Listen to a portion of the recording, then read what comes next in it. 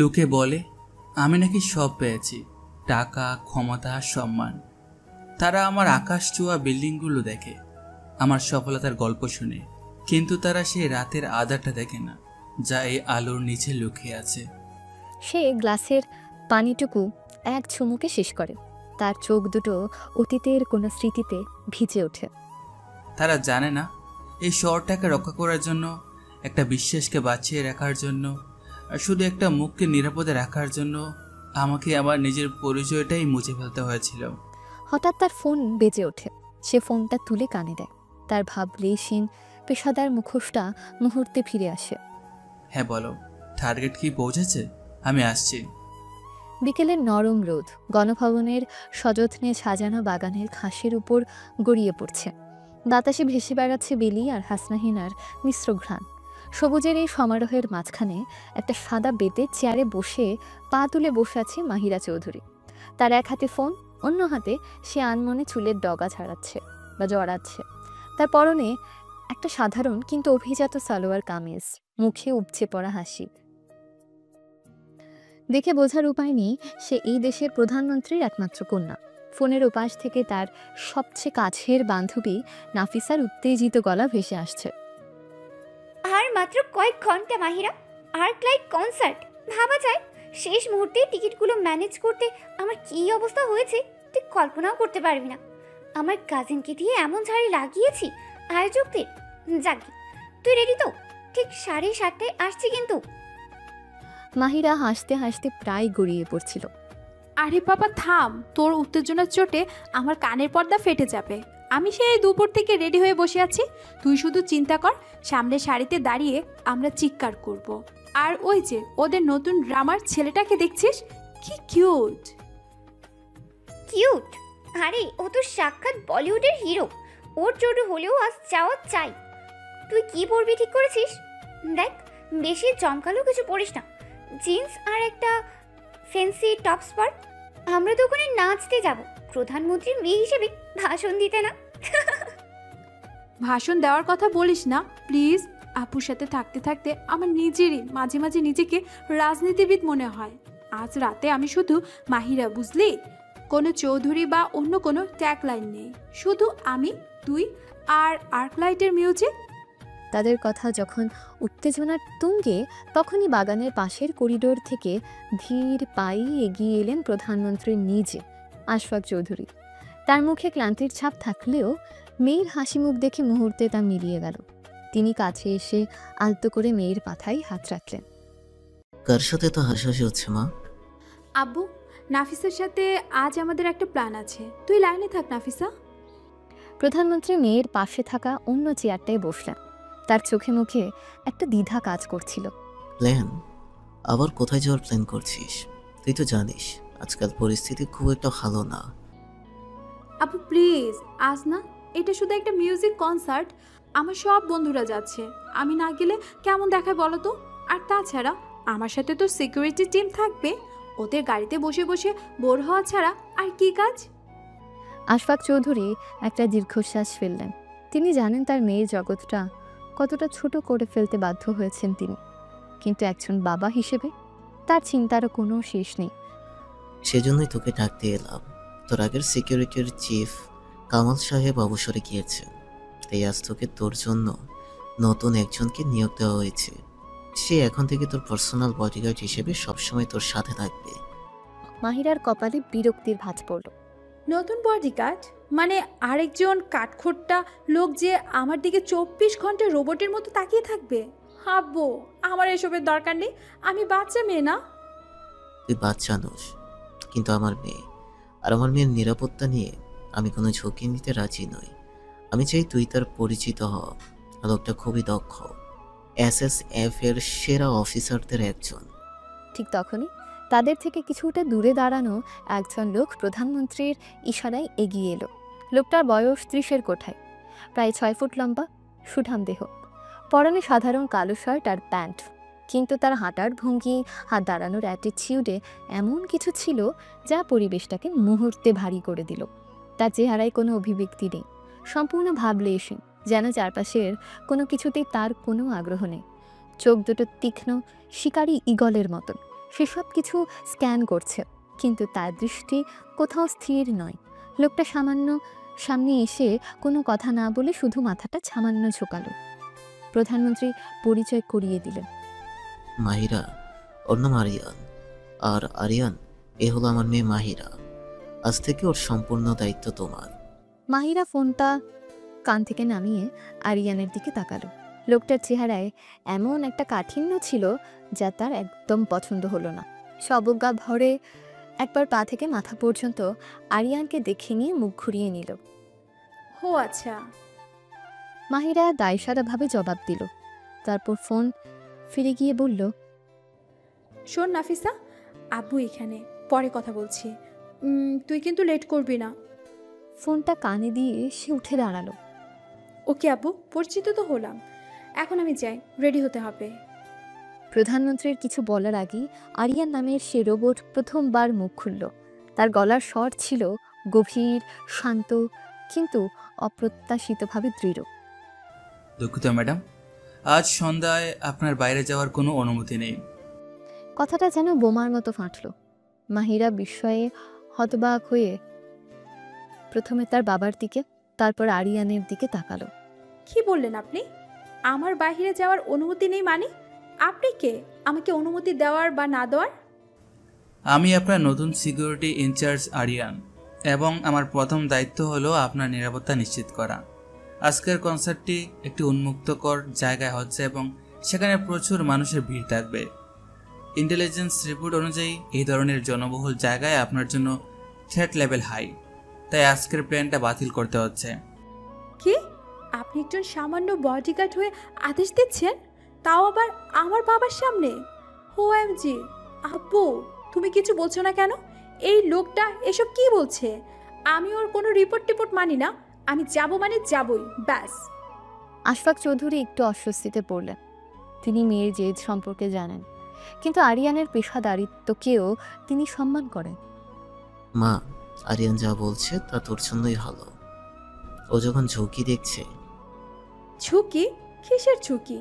এই যে মিস্টার আরিয়ান, আমার জীবনের সবচেয়ে বড় ঝুঁকি তো এখন আপনি। আপনি আমার নিঃশ্বাস নেওয়াটা বন্ধ করে দিবেন দেখছি। একটা কনসার্টে গেলে কি এমন হয়ে যাবে? আমার দম বন্ধ হয়ে আসছে এভাবে বাঁচতে বাঁচতে। সে আরিয়ানের দিকে তীব্র চোখে তাকিয়ে বলল, শুনুন মিস্টার, আপনি আপনার কাজ করুন, আমাকে আমার জীবন চালাতে দিন। আমি কোথায় যাব আর কোথায় যাব না সেটা আপনি ঠিক করার কে? আপনার সীমা লঙ্ঘন করবেন না। ম্যাডাম, আমার সীমা হলো আপনার চারপাশে একটি নিরাপরাধ বলয় তৈরি করা, আর সেই বলয়ের ভিতরের থেকে আপনি যা খুশি করতে পারবেন। কিন্তু যখনই আপনি সেই বলয়ের বাইরে যেতে চাইবেন, যা আপনার জন্য অনিরাপদ, তখনই আমার দায়িত্ব আপনাকে থামানো। এবং বিশ্বাস করুন, আমি আমার দায়িত্ব পালনে কোনো রকম আপোষ করি না।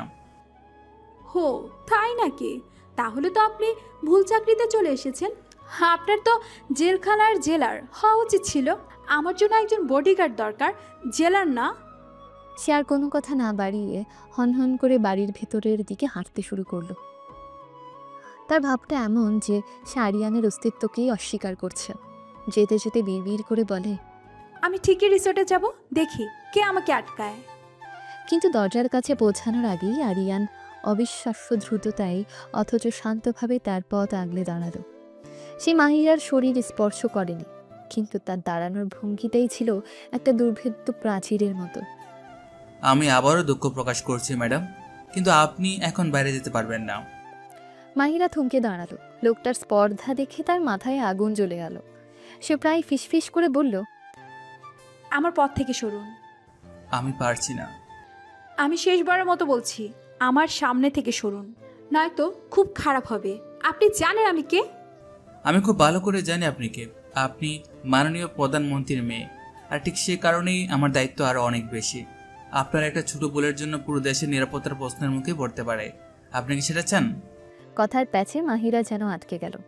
লোকটা শুধু শক্তিশালী বা কঠোরই নয়, অসম্ভব ধূর্ত। সে এমনভাবে কথা বলছে যেন মাহিরাই দেশের জন্য হুমকি। অসাধারণ, বাহ, কি দারুণ যুক্তি। তাহলে তো আমার ঘর থেকেও বের হওয়া উচিত না, তাই না? কারণ আমি প্রধানমন্ত্রীর মেয়ে। আমার নিঃশ্বাস নেওয়াটাও হয়তো দেশের জন্য ঝুঁকিপূর্ণ।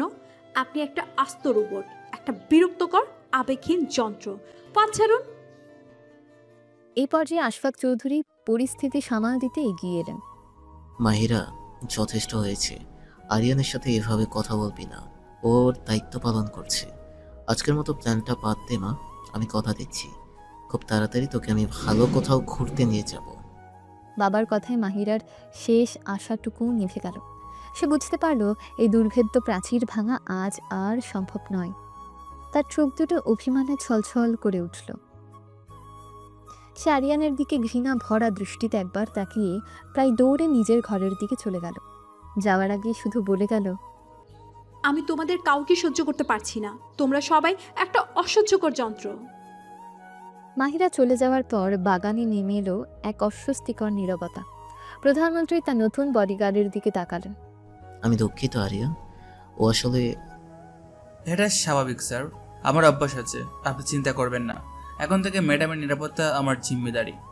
তার কথায় এমন এক আত্মবিশ্বাস ছিল যা আশফাক চৌধুরীকে আশ্বস্ত করল। তিনি জানেন তিনি সঠিক মানুষকেই বেছে নিয়েছেন। আর মাহফুজ ওরফে আরিয়ান দূর থেকে মাহিরার মিলিয়ে যাওয়া পথের দিকে তাকিয়ে রইল। তার মুখে কোনো অভিব্যক্তি নেই, কিন্তু তার মনের ভেতরে চলছিল অন্য এক ঝড়। মনে মনে ভাবে, আমি জানি এই জেদি অভিমানী রাজকন্যাকে সামলানো সহজ হবে না, কিন্তু রাশিদ খানের ভয়ঙ্কর পরিকল্পনা থেকে এই মেয়েকে রক্ষা করতে হলে আমাকে এই কঠোর বর্মটা পরে থাকতে হবে। খুনসুটি আর মানসিক দ্বন্দ্বের যে খেলাটা আজ শুরু হলো তা যে আরও অনেক দূর করাবে, সেটা সে প্রথম দিনই বুঝে গিয়েছিল। পরের দিন ভোরের আলো ফোটার সাথে সাথেই মাহিরার ঘুম ভেঙে গিয়েছিল। তবে ঘুম ভাঙার পর তার মেজাজ ভালো হওয়ার বদলে আরও বিগড়ে গেল। সারা রাত তার কানে শুধু একটা কথাই বেজেছে, দুঃখিত ম্যাডাম, আপনি যেতে পারবেন না। আরিয়ানের সেই ভাবলেশীন মুখটা মনে পড়তেই তার রক্ত গরম হয়ে উঠেছিল। মাহিরা আয়নার সামনে দাঁড়িয়ে বিড়বিড় করছিল, আমাকে নিয়ম শেখাও?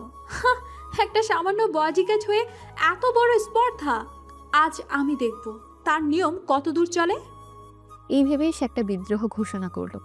আলমারি থেকে সে তার সবচেয়ে উজ্জ্বল, সবচেয়ে আকর্ষণীয় পোশাকটা বের করলো। একটা চমৎকার হলুদ রঙের কুর্তি আর সাদা প্লাজো। এই রংটা আরিয়ানের ওই কালো শার্টের মতো বিষণ্ণ চেহারার উপর একটা জবাব হবে। আমাকে ইনকনসিকুয়েন্স থাকতে বলেছিল, তাই না? আজ আমি এতটাই কনসিকুয়েন্স হব যে পুরো ঢাকা শহর আমার দিকে তাকিয়ে থাকবে। প্রস্তুত হয়ে চুলে হালকা স্টাইল করে এবং চোখে কাজল টেনে সে যখন সিঁড়ি দিয়ে নিচে নামছিল, তার আত্মবিশ্বাস ছিল তুঙ্গে। ডাইনিং টেবিলে তার বাবা প্রধানমন্ত্রী আশফাক চৌধুরী সকালের পত্রিকা পড়ছিলেন, আর তার ঠিক পেছনে ঘরের একটা কোনায় মূর্তির মতো দাঁড়িয়েছিল সেই বিরক্তিকর লেখাটা, আরিয়ান। মাহিরা ইচ্ছে করে বাবাকে খুব মিষ্টি সুরে বললেন, গুড মর্নিং আব্বু। গুড মর্নিং মা। আজ তোকে খুব ফ্রেশ লাগছে। ভালো করে ঘুম হয়েছে? অসাধারণ ঘুম হয়েছে। মাহিরা আরিয়ানের দিকে তাকিয়ে ব্যঙ্গ করে বলল, কারো কারো কঠোর শাসনে থাকলে তো ভালো ঘুম হওয়ারই কথা, তাই না? আশফাক চৌধুরী মেয়ের কথার ভেতরের খোঁচাটা বুঝেও না বোঝার ভান করলেন। ঠিক তখনই আরিয়ান এগিয়ে এলো। সে প্রথমে প্রধানমন্ত্রীকে, তারপর মাহিরাকে একটা সংক্ষিপ্ত স্যালুট জানালো। Good morning madam. আমার সকালটা গুড ছিল আপনি সামনে আসার আগ পর্যন্ত। ম্যাডাম, আপনার পোশাকটা আজকের জন্য মুনাসিব নয়। মাহিরা যেন এই কথাটারই অপেক্ষায় ছিল। হো, তাই নাকি? কেন? বেশি উজ্জ্বল লাগছে? আমার এই ফ্যাকাশে চেহারার সাথে কি মানাচ্ছে না? রংটা আপনাকে সহজেই চিহ্নিত করে দেবে, যা নিরাপত্তার দৃষ্টিকোণ থেকে ঝুঁকিপূর্ণ। আমার পরামর্শ থাকবে, আপনি যদি ধূসর বা হালকা নীল ধরনের কিছু পরেন তাহলে ভিড়ের মধ্যে মিশে থাকতে সুবিধা হবে, আর আপনাকে দেখতেও আরও বেশি অপসরে লাগবে। ডাইনিং টেবিলে যেন একটা পারমাণবিক বোমা ফাটল। মাহিরা তার চেয়ারটা সশব্দে পেছনে ঠেলে দিয়ে উঠে দাঁড়ালো। আপনি কি আমার ফ্যাশন ডিজাইনার নাকি আমার ব্যক্তিগত স্টাইলিস্ট? আমি কি পরবো সেটাও এখন থেকে আপনার পারমিশন নিয়ে ঠিক করতে হবে? আমার তো মনে হচ্ছে ইউনিভার্সিটিতে যাওয়ার বদলে আমাকে জেলখানার কয়েদিদের মতো একটা ইউনিফর্ম বানিয়ে দিলেই ভালো হয়। প্রধানমন্ত্রী পরিস্থিতি শান্ত করার চেষ্টা করলেন। মাহিরা, শান্ত হ মা। আরিয়ান শুধু ওর দায়িত্ব। ওর দায়িত্ব সীমা কতটুকু আব্বু? সে কি এখন আমার নিঃশ্বাস নেওয়া নিয়ন্ত্রণ করবে? বলবে, ম্যাডাম এত জোরে নিঃশ্বাস নেবেন না, শব্দ হচ্ছে, শত্রুরা আপনার অবস্থা জেনে যাবে। তার কথা শেষ হতেই বাড়ির প্রধান বাবুর্চি করিম চাচা মাহিরার পছন্দের গরম গরম পরোটা আর আলুর দম নিয়ে টেবিলে রাখলেন। মাহিরা রাগে গজগজ করতে করতে চেয়ারে বসে প্লেটটা টেনে নিল, কিন্তু সে পরোটায় হাত দেওয়ার আগেই আরিয়ান তার হাতটা আলতো করে কিন্তু দৃঢ়ভাবে আটকে দিল। 1 মিনিট ম্যাডাম। এই স্পর্শে মাহিরা যেন ইলেকট্রিক শক খেল। সে বিস্ময়ে হতবাক হয়ে আরিয়ানের দিকে তাকালো। কি হলো আবার? আমার খাওয়াটাও কি দেশের নিরাপত্তার জন্য ঝুঁকিপূর্ণ? আরিয়ান মাহিরার হাত ছেড়ে দিয়ে করিম চাচার দিকে ফিরল। করিম সাহেব, কিছু মনে করবেন না। এখন থেকে ম্যাডামের খাবার পরিবেশন করার আগে আমাকে একবার চেক করাতে দিবেন। এই বলে সে একটা কাঁটা চামচ দিয়ে মাহিরার প্লেট থেকে একটুখানি আলুর দম আর এক টুকরো পরোটা নিজের মুখে তুলে নিল। সে সাবধানে খাবারটা চেখে দেখল, কয়েক সেকেন্ড অপেক্ষা করলো এবং তারপর মাথা নেড়ে বলল, ঠিক আছে, আপনি এখন খেতে পারেন ম্যাডাম। এবার শুধু মাহিরা নয়, স্বয়ং প্রধানমন্ত্রীও অবাক হলেন। করিম চাচা, যিনি প্রায় 20 বছর ধরে এই পরিবারে কাজ করছেন, তার মুখটা ফ্যাকাশে হয়ে গেল। মাহিরা চেয়ার থেকে লাফিয়ে উঠল, তার চোখ দিয়ে যেন আগুন ঝরছে। আপনার সাহস হয় কি করে? আপনি আমার প্লেট থেকে আমার সামনে আমার খাবার মুখে দিলেন? ছি, কি অসভ্যতা এটা! আপনি নিজেকে কি মনে করেন? এটাকে অসভ্যতা বলে না ম্যাডাম, এটাকে বলে ফুড সেফটি প্রটোকল। গুরুত্বপূর্ণ ব্যক্তিদের খাবারের নিরাপত্তা নিশ্চিত করার এটা একটা পদ্ধতি। আমি শুধু আমার দায়িত্ব পালন করছি। মাহিরা চিৎকার করে উঠল, দায়িত্ব, দায়িত্ব, দায়িত্ব! আমার ব্যক্তিগত স্বাধীনতায় হস্তক্ষেপ করা আপনার দায়িত্ব? আমার প্লেটে নজর দেওয়া আপনার দায়িত্ব? আমার পোশাক নিয়ে মন্তব্য করা আপনার দায়িত্ব? আমি এই কথাকথিত নিরাপত্তা চাই না। আপনার মতো একজন নজরদারি লোক আমার দরকার নেই। আমার খিদে মরে গেছে। সে আর এক মুহূর্তও সেখানে দাঁড়ালো না। বলে সে নিজের হ্যান্ডব্যাগটা তুলে নিয়ে দরজার দিকে এগোতে লাগলো। ম্যাডাম, আপনার ইউনিভার্সিটি যাওয়ার সময় এখনো 10 মিনিট বাকি। আমার যখন ইচ্ছে আমি তখন যাব। আপনি আমাকে অর্ডার দেওয়ার কে? আমি আপনাকে অর্ডার দিচ্ছি না, শুধু জানাচ্ছি। আরিয়ান শান্তভাবে তার পথ আগলে দাঁড়ালো। এবং যাওয়ার আগে আপনার ব্যাগটা আমাকে একবার চেক করতে হবে। এটাই ছিল শেষ বিন্দু। মাহিরার ধৈর্যের বাঁধ এবার পুরোপুরি ভেঙে গেল। সে তার দামি লেদারের হ্যান্ডব্যাগটা সজোরে সামনে টি টেবিলের উপর ছুঁড়ে মারল। ব্যাগ থেকে তার লিপস্টিক, পারফিউম ও আলোর ছিটকে বেরিয়ে পড়ল। নিন, চেক করুন, ভালো করে চেক করুন। দেখুন এর ভিতরে কোনো গ্রেনেড বা একে 47 লুকিয়ে রেখেছে কিনা। দরকার হলে আমাকে তল্লাশি করুন। হয়তো আমার জামার ভেতরে আমি কোনো পারমাণবিক বোমা নিয়ে যাচ্ছি। পুরো ঘরটা নিস্তব্ধ হয়ে গেল।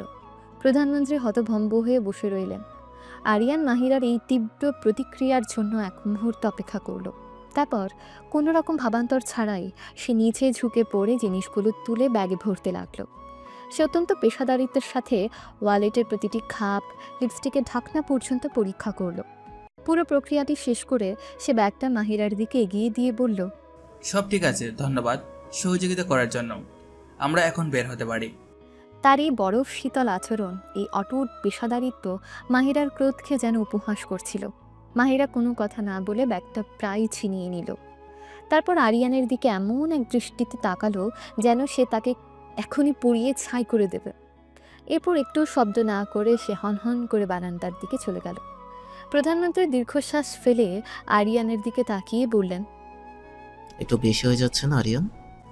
স্যার, নিরাপত্তা কোনো কিছুই বেশি হয় না। ম্যাডামকে এটা যত তাড়াতাড়ি বোঝানো যাবে ততই তার জন্য মঙ্গল, আর আমার জন্য। এই বলে সে প্রধানমন্ত্রীর কাছ থেকে বিদায় নিয়ে মাহিরার পেছন পেছন বেরিয়ে গেল।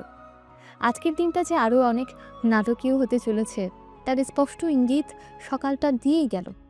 গণভবন থেকে ঢাকা বিশ্ববিদ্যালয় পর্যন্ত পুরো রাস্তাটা মাহিরা আর আরিয়ানের মাঝে এক অস্বস্তিকর নীরবতা বিরাজ করছিল। মাহিরা ইচ্ছে করে জানলার বাইরে তাকিয়েছিল, এমনভাবে যেন গাড়ির ভেতরে দ্বিতীয় কোনো ব্যক্তির অস্তিত্বই নেই। তার মনের ভেতর গত রাতের কনসার্টে যেতে না পারা আর সকালের রাগটা তখনও গনগনে আগুনের মতো জ্বলছিল। অন্যদিকে আরিয়া নির্বিকারভাবে সামনের দিকে তাকিয়েছিল। তার চেহারায় কোনো অনুভূতির লেশমাত্র নেই। সে শুধু তার কাজ করে যাচ্ছে। যা মাহিরাকে আরো বেশি করে জ্বালাচ্ছিল। গাড়িটা ইউনিভার্সিটির কলা ভবনের সামনে এসে থামল। মাহিরা নামার জন্য দরজা খুলতে আরিয়ান শান্ত গলায় বলল, ম্যাডাম, আজ আপনি সোজা ডিপার্টমেন্টে যাবেন। ক্লাস শেষ করে সোজা লাইব্রেরি। ওখান থেকে আমি আপনাকে পিক করব। ক্যাম্পাসের ভেতরে অপ্রয়োজনীয় ঘোরাঘুরি করবেন না। আপনি কি আমাকে আমার ইউনিভার্সিটি তো নির্দেশনা দিবেন? আমি কোথায় যাব, কার সাথে কথা বলবো, সেটাও কি আপনার কাছ থেকে লিখে আনতে হবে? যদিও প্রয়োজন হয় তাহলে সেটাও করা হবে। আমার কাজ হলো সম্ভাব্য সব ঝুঁকি এড়িয়ে চলা, আর আপনার অবাধ বিচরণ সেই ঝুঁকির মাত্রা বাড়িয়ে দেয়। অবিশ্বাস্য, আপনি একটা আস্ত। মাহিরা দাঁতে দাঁত চেপে নিজেকে সামলে নিল। প্রকাশ্য স্থানে সিন ক্রিয়েট করতে সে চায় না। সে শুধু ঘৃণা ভরা দৃষ্টিতে একবার আরিয়ানের দিকে তাকিয়ে প্রায় দৌড়ে নিজের ডিপার্টমেন্টের দিকে চলে গেল। তার বান্ধবী নাফিসা করিডোরে অপেক্ষা করছিল। কি রে, তোর মুখটা এমন বাংলার পাঁচের মতো হয়ে আছে কেন? ওই নতুন রোবটটা আবার কি কিছু বলেছে নাকি? আর বলিস না, লোকটা আমার নিঃশ্বাস নেওয়ার উপরেও ট্যাক্স বসিয়ে দিবে একদিন। আমাকে নাকি ক্যাম্পাসও ঘোরাঘুরি করতে মানা করছে, ক্লাস করে সোজা লাইব্রেরি। ভাবা যায়, আমি কি কেজি স্কুলের বাচ্চা? আহারে বেচারি রাজকন্যা। যাই হোক, বাদ দিও সব। চল চারুকলার ক্যান্টিনে গিয়ে বসি। ক্লাস শুরু হতেই এখনো 20 মিনিট বাকি, আর রনি ভাইয়ের স্পেশাল দুধ চা না খেলে দিনটা শুরুই হয় না। মাহিরা একবার ইতস্তত করল, তারপর জেদের বসে বলল, চল দেখবো ওই লোকটা আমাকে কিভাবে আটকায়। চারুকলার ক্যান্টিন সবসময় ছাত্রছাত্রীদের ভিড়ে মুখর থাকে। মাহিরা আর নাফিসা একটা কোণার টেবিল খুঁজে নিয়ে বসল। তারা যখন চায়ে চুমুক দিতে দিতে গতরাতে কনসার্টের গল্প করছিল, ঠিক তখনই ক্যাম্পাসের কুখ্যাত সিনিয়রদের একটা দল তাদের টেবিলের দিকে এগিয়ে গেল। দলটার নেতৃত্ব ছিল ছাত্র সংসদের প্রভাবশালী নেতার ছোট ভাই আরাফাত। ক্ষমতার দাপটে সে ক্যাম্পাসে যা খুশি তাই করে বেড়ায়। আরাফাত এসে সরাসরি মাহিরার সামনের চেয়ারটা টেনে বসল। তার মুখে একটা বিদ্রুপাত্মক হাসি। কি খবর প্রিন্সেস? আমাদের মতো সাধারণদের সাথে আজ দেখছি চা খেতে ইচ্ছে হয়েছে। মাহিরা বিরক্ত হলেও নিজেকে সংযত করল। আরফাত ভাই, আপনি এখানে কিছু বলবেন? আরে না না, তেমন কিছু না। শুধু ভাবছিলাম প্রধানমন্ত্রীর মেয়ে হয়ে আপনার তো কোনো কিছুর অভাব থাকার কথা না। চাইলেই তো বাড়িতে প্যারিস থেকে কফি আনিয়ে খেতে পারেন। তাহলে এই সস্তা ক্যান্টিনের চা কেন? তার সঙ্গের ছেলেরাও হি হি করে হেসে উঠল। নাফিসা ভয়ে কিছুটা গুটিয়ে গেল। মাহিরা শান্তভাবে জবাব দিল, আমার কি খেতে ইচ্ছে করবে সেটা একান্তই আমার ব্যক্তিগত ব্যাপার। আরফাত ভাই, আশা করি এটা নিয়ে আপনার কোনো সমস্যা নেই। সমস্যা? আমার আবার কিসের সমস্যা? আরাফাত ঝুঁকে এসে টেবিলের উপর হাত রাখল। তার গলার স্বরটা এবার কিছুটা চটুল শোনালো। সমস্যা তো অন্য জায়গায় মাহিরা। তুমি এত সুন্দর, এত প্রভাবশালী একজনের মেয়ে, অথচ আমাদের দিকে ফিরেও তাকাও না। এটা তো ঠিক না। মাঝে মাঝে আমাদের মতো ছেলেদেরকেও একটু পাত্তা দিতে হয়, বুঝলে? আপনার বলা শেষ হয়েছে? আমার ক্লাস আছে। সে উঠে দাঁড়াতে গেলেই আরাফাতের এক বন্ধু ফয়সাল তার পথ আগলে দাঁড়ালো। আরে আরে, এত তারা কিসের? প্রিন্সেসের সাথে দুটো কথা বলবো। সেই ভাগ্যটাও কি আমাদের হবে না? পরিস্থিতি ক্রমশ উত্তপ্ত হয়ে উঠছিল।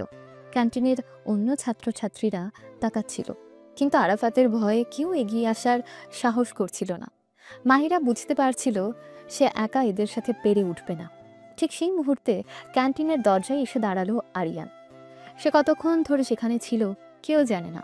সে কোনো তাড়াহুড়ো করলো না, কোনো চিৎকারও করলো না, শুধু ধীর পায়ে তাদের টেবিলের দিকে এগিয়ে এলো। তার উপস্থিতিটাই যেন পরিবেশটাকে শীতল করে দিল। আরাফাত তাকে দেখে ভ্রু কুঁচকে বলল, এটা আবার কে? নতুন চামচা নাকি? আরিয়ান আরাফাতের কথায় কোনো পাত্তা না দিয়ে সরাসরি মাহিরার পাশে এসে দাঁড়ালো। তারপর অত্যন্ত শান্ত এবং পেশাদার গলায় আরাফাতের দিকে তাকিয়ে বলল, আসসালামু আলাইকুম, আমি আরিয়ান, ম্যাডামের পার্সোনাল সিকিউরিটি। আরাফাত ভাই, তাই তো? আপনার সম্পর্কে অনেক শুনেছি। আপনি তো ক্যাম্পাসে একজন সম্মানিত বড় ভাই। আপনার কাছ থেকে জুনিয়ররা অনেক কিছু শেখে। প্রশংসা শুনে আরাফাতের অহংকারী মনটা একটু নরম হলো।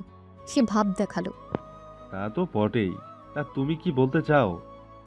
বলতে চাই যে আপনি হয়তো একটা ছোট বিষয় জানেন না, সম্প্রতি প্রধানমন্ত্রীর কার্যালয় থেকে university anti harassment special protocol নামে একটা নতুন নিয়ম চালু হয়েছে। নিয়মটা হলো, প্রধানমন্ত্রীর পরিবারের কোনো সদস্যের সাথে যদি কোনো শিক্ষার্থী নির্দিষ্ট দূরত্বের চেয়ে বেশি সময় ধরে অপ্রয়োজনীয় কথাবার্তা বলে, তাহলে সেটা স্বয়ংক্রিয়ভাবে পটেনশিয়াল থ্রেট হিসেবে রেকর্ড করা যায়। আরাফাত এবং তার বন্ধুরা একে অপরের দিকে চাওয়াচাবি করতে লাগলো। মানে এসব বলছো কি? এসব আবার কেমন নিয়ম? এটা একটা নিরাপত্তাজনিত প্রোটোকল ভাই। দেখুন, ওই যে কোন সিসিটিভি ক্যামেরাটা, ওটা সরাসরি পিএম এর সার্ভারের সাথে কানেক্টেড। আপনারা প্রায় 7 মিনিট ধরে ম্যাডামের সাথে কথা বলেছেন এবং তার যাওয়ার পথে বাধা সৃষ্টি করেছেন। আমার হাতের এই ডিভাইসের মাধ্যমে একটা অ্যালার্ট চলে এসেছে। এখন নিয়ম অনুযায়ী আমাকে আপনাদের সবার স্টুডেন্ট আইডি কার্ডের ছবি তুলে একটা রিপোর্ট ফাইল করতে হবে। এটা জাস্ট একটা ফর্মালিটি। রিপোর্টের নাম হবে ইনসিডেন্ট 302 আনঅথরাইজড পার্সোনাল এনগেজমেন্ট। আরিয়ানের কথাগুলো ছিল আগাগোড়া বানানো, কিন্তু সে এমন আত্মবিশ্বাসের সাথে বলছিল যে উপস্থিত সবার কাছেই তা সত্যি বলে মনে হচ্ছিল। আরাফাতের মতো ছেলেরা মারামারি করতে ভয় পায় না, কিন্তু অফিসিয়াল ফাইল, রিপোর্ট বা প্রধানমন্ত্রীর কার্যালয়ের মতন শব্দগুলো তাদের ভয় পাইয়ে দেওয়ার জন্য যথেষ্ট। ফয়সালের নামের ছেলেটা তোতলাতে তোতলাতে বলল, রিপোর্ট মানে? আমরা তো শুধু কথাই বলছিলাম। আমি তো সেটাই বলছি। আমি জানি আপনারা কোনো খারাপ উদ্দেশ্যে কিছু করেননি, কিন্তু সিস্টেম তো সিস্টেমই, তাই না? এখন আমি যদি রিপোর্ট ফাইল না করি তাহলে আমার চাকরি থাকবে না। আপনারা তো আর সেটা চাইবেন না, তাই না? শুধু আপনাদের আইডি কার্ডগুলো দিন, আমি একটা ছবি তুলে নিই, ব্যাস। আরাফাতের চেহারাটা দেখার মতো হয়েছিল। যে ছেলে একটু আগে বাঘের মতো গর্জন করছিল, সে এখন বিড়ালের মতন মিউ মিউ করছে। পিএমওতে রিপোর্ট ফাইল হওয়ার অর্থ কি হতে পারে সেটা ভাবতে গিয়েই তার গলা শুকিয়ে গেল। না না ভাই, আইডি কার্ডের দরকার নেই। আমরা তো এমনিতেই কথা বলছিলাম, বুঝতে পারিনি যে এত নিয়মকানুন আছে। সে মাহিরার দিকে তাকিয়ে জোর করে হেসে বলল, সরি মাহিরা, আমরা আসলে তোমার সাথে একটু পরিচিত হতে চেয়েছিলাম, অন্যভাবে নিও না। আমরা তাহলে আসি। এই বলে আরাফাত এবং তার দল প্রায় দৌড়ে ক্যান্টিন থেকে বেরিয়ে গেল। মাহিরা এবং নাফিসা বিস্ময়ে হতবাক হয়ে পুরো ঘটনাটা দেখল। কোনো মারামারি নয়, কোনো চিৎকারে নয়, শুধু কথার প্যাচে লোকটা এমনভাবে পরিস্থিতি সামাল দিল যা ছিল অবিশ্বাস্য। আরিয়ান এবার মাহিরার দিকে ফিরল। তার মুখে সে একই ভাবলেশীন অভিব্যক্তি। আমি বলেছিলাম ক্যাম্পাসে অপ্রয়োজনীয় ঘোরাঘুরি না করতে। আমার কথা না শুনলে এই ধরনের ফর্মালিটির মুখোমুখি আপনাকে প্রায়ই হতে হবে। চলুন, আপনার ক্লাসের সময় হয়ে গেছে। মাহিরা কোনো কথা বলতে পারল না। সে শুধু আরিয়ানের পেছন পেছন হেঁটে চলল। তার বিরক্তিটা কখন যেন বিস্ময় এবং এক ধরনের শ্রদ্ধায় পরিণত হতে শুরু করেছে সে নিজেও টের পায়নি। ক্লাস শেষ হওয়ার পর মাহিরা লাইব্রেরির দিকে যাচ্ছিল। আরিয়ান তার থেকে নির্দিষ্ট দূরত্ব বজায় রেখে পেছনে পেছনে আসছিল। মাহিরা আজ ইচ্ছে করে একটু ধীর পায়ে হাঁটছিল, লোকটাকে পর্যবেক্ষণ করার জন্য। সে কি শুধু একজন বডিগার্ডের এত বুদ্ধি আর সাহস থাকে? হঠাৎ আরিয়ানের পকেটে থাকা ফোনটা বেজে উঠল। ফোনটা সাধারণ কোনো ফোন ছিল না, অত্যাধুনিক এবং দামি একটা মডেল যা মাহিরার চোখ এড়াল না। আরিয়ান ফোনটা কানে দিয়ে ইংরেজিতে কথা বলতে শুরু করলো। Yes, Mr. Emato, I am listening. What? The board rejected the proposal? On what grounds? Ridiculous? Their valuation makes no sense. Tell our legal team to counter their offer immediately. And listen, that 30 billion yen investment for the new semiconductor plant. It must be finalized by Friday. I don't care how you do it. Just get it done. I'll join the emergency board meeting via video conference tonight. Understood? ফোনের অপর প্রান্তের কথা শোনা না গেলেও আরিয়ানের কথার বিষয়বস্তু শুনে মাহিরার চোখ দুটো গোল গোল হয়ে গেল। মনে মনে বলে, board meeting, billionaire, semiconductor plant, এসব কি বলছে লোকটা? একজন বডিগার্ডের জীবনে এসব শব্দ কোথা থেকে আসবে? আরিয়ান কথা শেষ করে ফোনটা পকেটে রাখতেই দেখল মাহিরা তার দিকে বড় বড় চোখে তাকিয়ে আছে। তার চোখে হাজারো প্রশ্ন। আপনি আপনি কার সাথে কথা বলছিলেন? এসব বিলিয়নিয়ন ইয়েন, বোর্ড মিটিং, এসবের মানে কি? এই প্রথম মাহিরা আরিয়ানের ভাবলেশীন চেহারায় সামান্য হলেও চিন্তার ছাপ দেখতে পেল। কিন্তু সেটা মাত্র এক মুহূর্তের জন্য। পরক্ষণেই সে নিজেকে সামলে নিল এবং অত্যন্ত শান্তভাবে মাহিরার দিকে তাকালো। ওহ, ওইটা? আমি আসলে একটা মোবাইলে গেম খেলছিলাম। গেমটার নাম কর্পোরেটর এম্পায়ার। Mobile game? কি বলছেন এসব? হ্যাঁ ম্যাডাম, এটা একটা অনলাইন স্ট্র্যাটেজি গেম। সারা বিশ্বের প্লেয়াররা এখানে নিজের নিজের ভার্চুয়াল কোম্পানি চালায়। মিস্টার রিয়ামাতো হলো জাপানের এক প্লেয়ার। গেমে আমার সবচেয়ে বড় প্রতিদ্বন্দ্বী। সে আমার একটা ভার্চুয়াল টেক কোম্পানির দখল করার চেষ্টা করছিল, তাই তাকে একটু ধমক দিতে হলো। আর এই 30 বিলিয়ন ইয়েন, ওরা তো গেমের কারেন্সি। ওরা দিয়ে আমি একটা নতুন চিপ ফ্যাক্টরি বানাচ্ছি। আজকের মধ্যে কাজটা শেষ না করতে পারলে ইয়ামাতো আমার চেয়ে এগিয়ে যাবে। সে তার ফোনের স্ক্রিন অন করে মাহিরাকে একটা জটিল গ্রাফিক্সওয়ালা গেমের আইকন দেখালো, যা আসলে ছিল তার কোম্পানির স্টক মনিটরিং অ্যাপ। মাহিরার মুখটা বিস্ময়ে হা হয়ে গেল। সে কি বলবে, কি ভাববে, কিছুই বুঝতে পারছিল না। তার মন বলে, একজন প্রাপ্তবয়স্ক, এক গম্ভীর চেহারার একজন লোক। তার চাকরি হলো প্রধানমন্ত্রীর মেন নিরাপত্তা দেওয়া, আর সে কিনা এত সিরিয়াস হয়ে একটা মোবাইল গেম খেলে, বিলিয়ন বিলিয়ন গেম কারেন্সি নিয়ে চিন্তা করে। আপনি একটা মোবাইলের গেমের জন্য এত উত্তেজিত হয়ে কথা বলছিলেন? অবশ্যই ম্যাডাম, শৃঙ্খলা এবং কৌশল জীবনের সব ক্ষেত্রেই গুরুত্বপূর্ণ, হোক সেটা বাস্তব জীবন বা ভার্চুয়াল জগৎ। আমার ভার্চুয়াল সাম্রাজ্যকে আমি অবহেলা করতে পারি না, এটা আমার নীতির বিরুদ্ধে। মাহিরার সব সিরিয়াসনেস, সব শ্রদ্ধা যেন এক মুহূর্তে উবে গেল। তার জায়গায় চলে এলো এক রাশ বিভ্রান্তি আর বিরক্তি। আমি ভেবেছিলাম লোকটার ভিতরে হয়তো গভীর কোনো রহস্য আছে, কিন্তু এ তো দেখছি একটা আস্ত গেম অ্যাডিক্টেড। সে আর কোনো কথা না বলে মুখ ঘুরিয়ে হন করে লাইব্রেরির দিকে হাঁটতে লাগলো, বিড়বিড় করে বলতে বলতে, অদ্ভুত, পুরোই একটা পাগল। আর মাহফুজ ওরফে আরিয়ান তার যাওয়ার পথের দিকে তাকিয়ে একটা সূক্ষ্ম অদৃশ্য একটা হাসি চাপল। যাক, আপাতত এ জাতীয় পরিচিত গোপন রাখা গেছে। তবে এই বুদ্ধিমতী মেয়েকে বেশিক্ষণ ধোঁকা দিয়ে রাখা সহজ হবে না, সেটাও আমি ভালোভাবেই বুঝতে পারছি। লাইব্রেরির শীতল নীরব পরিবেশটাও মাহিরার মাথার ভেতরের আগুন নেভাতে পারছিল না। সকালের ঘটনাগুলো তার মনে কাটার মতো বিঁধছিল। তার পোশাক, তার খাবার, তার ব্যাগ, সব কিছুতেই ওই রোবট আরিয়ানের হস্তক্ষেপ। এটা অসহ্য। আমি আর পারছি না নাফিসা, লোকটা আমাকে পাগল করে ছাড়বে। আমার মনে হচ্ছে আমি গণভবনে না, একটা হাই সিকিউরিটি জেলে আছি, আর ও আমার জেলার। নাফিসা তার কাঁধে হাত রেখে বলল, শান্ত হ দোস্ত, রাগ করিস না। দেখ, লোকটা হয়তো শুধু তার ডিউটি করছে। তোর বাবার নির্দেশ তো মানতেই হবে, তাই না? ডিউটি? এটাকে ডিউটি বলে? এটাকে বলে মানসিক অত্যাচার। আমি এর একটা বিহিত করবই। ওকে আমি এমন শিক্ষা দিব যে আর ও জীবনে আমার ব্যক্তিগত ব্যাপারে নাক গলাতে সাহস পাবে না। তার চোখে দুষ্টুমির ঝিলিক খেলে গেল। আমার মাথায় একটা প্ল্যান এসেছে। কি প্ল্যান? শপিং। আজ আমরা এমন শপিং করব যা ঢাকা শহরের ইতিহাসে লেখা থাকবে। আর আমার সমস্ত ব্যাগ বহন করবে কে জানিস? Mister Aryan, the great bodyguard. Library থেকে বের হয়ে মাহিরা সরাসরি আরিয়ানের সামনে গিয়ে দাঁড়ালো। আরিয়ান গাড়ির পাশে হেলান দিয়ে দাঁড়িয়ে চারপাশ পর্যবেক্ষণ করছিল। মাহিরা প্রায় আদেশ করার সুরে বলল, আমরা এখন বসুন্ধরা সিটিতে যাব।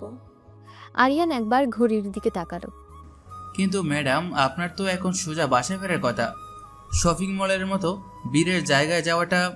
আমার কথা, তাই না? আপনার তো শুধু আমার নিরাপত্তা নিয়ে চিন্তা, তাই তো? তাহলে চলুন, আমার সাথে থেকে নিরাপত্তা দিন। নাকি আপনার ভয় করছে যে আপনি একা এত বড় মলের নিরাপত্তা নিশ্চিত করতে পারবেন না? এই সরাসরি চ্যালেঞ্জটা আরিয়ানের অহংকারে আঘাত করল। সে কয়েক মুহূর্ত মাহিরার চোখের দিকে তাকিয়ে রইল, তারপর শান্তভাবে গাড়ির দরজা খুলে দিয়ে বলল, গাড়িতে উঠুন ম্যাডাম। বসুন্ধরা সিটির ঝলমলে পরিবেশে ঢুকে মাহিরার মনটা কিছুটা ভালো হয়ে গেল। তার প্রতিশোধের পরিকল্পনা বাস্তবায়নের জন্য এর চেয়ে ভালো জায়গা আর হয় না। মাহিরা ফিসফিস করে বলল, শোন নাফিসা, আজ কোনো কার্পণ্য করা চলবে না। সবচেয়ে দামি, সবচেয়ে ভারী জিনিস কিনবো আমরা। দেখবো ওই রোবটের মুখে কতক্ষণ হাসি থাকে। তারা প্রথমে ঢুকলো ইয়ালোর শোরুমে। মাহিরা ইচ্ছে করে 10-12টা পোশাক ট্রায়াল দিল। প্রতিবার আরিয়ানকে দরজার বাইরে পাথরের মূর্তির মতো দাঁড়িয়ে থাকতে দেখে তার ভেতরে একটা পৈশাচিক আনন্দ হচ্ছিল। মাহিরা ট্রায়াল রুম থেকে মাথা বের করে আরিয়ানকে ডাকলো। এক্সকিউজ মি, এই ড্রেসটার জিপারটা একটু লাগিয়ে দিবেন? আরিয়ান কোনো ভাবান্তর না দেখিয়ে একজন নারী সেলসম্যানকে ডেকে দিল। ইনি আপনাকে সাহায্য করেন ম্যাডাম। মাহিরার প্রথম প্রচেষ্টা ব্যর্থ হলো। সে মনে মনে গজ গজ করতে করতে কয়েকটা ভারী লেহেঙ্গা কিনে ফেলল। শপিং ব্যাগগুলো আরিয়ানের দিকে এগিয়ে দিয়ে সে বলল, এগুলো ধরুন। আরিয়ান ব্যাগগুলো হাতে নিল।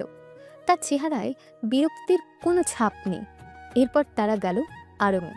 সেখান থেকে কেনা হলো ভারী নকশার কয়েকটা শাড়ি আর মাটির তৈজসপত্র। তারপর বাটার থেকে জুতো, ইনফিনিটি থেকে কসমেটিক্স। অল্প সময়ের মধ্যে আরিয়ানের 2 হাত শপিং ব্যাগেই ভরে গেল, কিন্তু লোকটার মুখে কোনো অভিব্যক্তি নেই। সে নীরবে তাদের পেছন পেছন হেঁটে চলেছে, যেন এটা তার কাছে পৃথিবীর সবচেয়ে স্বাভাবিক কাজ। নাফিসা হতাশ হয়ে বলল, কি রে, লোকটার তো কোনো প্রতিক্রিয়া নেই। আমার তো ওকে দেখে মায়া লাগছে। বেচা মায়া? সকালে যখন আমার প্লেট থেকে খাবার তুলে খাচ্ছিল তখন মায়া কোথায় ছিল? চুপচাপ দেখ আমি কি করি। তারা এবার লেভেল 7 ফুড কোর্টের দিকে যাচ্ছিল। মাহিরা ইচ্ছে করে সবচেয়ে ভিড়ের রাস্তাটা ধরল। তার উদ্দেশ্য ছিল আরিয়ানকে ভিড়ের মধ্যে নাস্তানাবুদ করা। হঠাৎ করে একটা অপ্রত্যাশিত ঘটনা ঘটল। শপিং মলের একজন বিখ্যাত ব্যবসায়ী জাভেদ ইকবাল তার দলবল নিয়ে উল্টো দিক থেকে আসছিলেন। জাভেদ ইকবাল মাহফুজের ব্যবসায়িক জগতের একজন পরিচিত মুখ, যদিও তাদের সম্পর্কটা খুব একটা বন্ধুত্বপূর্ণ নয়। জাভেদ ইকবাল আরিয়ানকে দেখে ভূত দেখার মতো চমকে উঠলেন। আরে মাহফুজ আহমেদ, আপনি এখানে এই অবস্থায়? তার চোখ ছিল আরিয়ানের 2 হাতে বোঝাই শপিং ব্যাগগুলোর দিকে। তার সঙ্গীরাও অবাক হয়ে তাকাচ্ছিল। মাহফুজ ওরফে আরিয়ান মুহূর্তের জন্য থমকে গেল, কিন্তু পরক্ষণে সে নিজেকে সামলে নিল। এই পরিস্থিতিটা তার পরিকল্পনার অংশ ছিল না। জাভেদ সাহেব, আপনি? মাহফুজ এমন একটা ভাব করলো যেন সে খুব অবাক হয়েছে। তার মুখে একটা হালকা হাসি ফুটে উঠল, যা মাহিরা এর আগে কখনো দেখেনি। আমি তো অবাক হচ্ছি মাহফুজ সাহেব, দেশের শীর্ষস্থানীয় বিজনেসম্যান যার 1 মিনিটের দাম লাখ টাকা, সে কিনা শপিং মলে ব্যাগ বয়ে বেড়াচ্ছে। ব্যাপারটা কি, নতুন কোনো হবি নাকি? মাহিরা আর নাফিসা হতভম্ব হয়ে একবার আরিয়ানের দিকে একবার জাভেদ ইকবালের দিকে তাকাচ্ছিল। মাহফুজ আহমেদ বিজনেসম্যান? এসব কি বলছে লোকটা? মাহফুজ ওরফে আরিয়ান একটা দীর্ঘশ্বাস ফেলার ভান ধরল। সে জাভেদ ইকবালের কাঁধে হাত রেখে এমনভাবে কথা বলতে শুরু করলো যেন সে তার অনেক পুরনো বন্ধু। আরে ভাই, আর বলবেন না, এক বন্ধুর সাথে একটা বাজি ধরেছিলাম আর বাজেভাবে হেরে গেছি। বাজি? কিসের বাজি? বন্ধুরা চ্যালেঞ্জ করেছিল যে আমি সাধারণ মানুষের মতো একদিন কাটাতে পারবো কিনা, মানে কোনো প্রোটোকল ছাড়া, কোনো অ্যাসিস্ট্যান্ট ছাড়া। আর বাজির শর্ত ছিল, হাইলে আমাকে তার ওয়াইফের শপিংয়ের ব্যাগ বহন করতে হবে।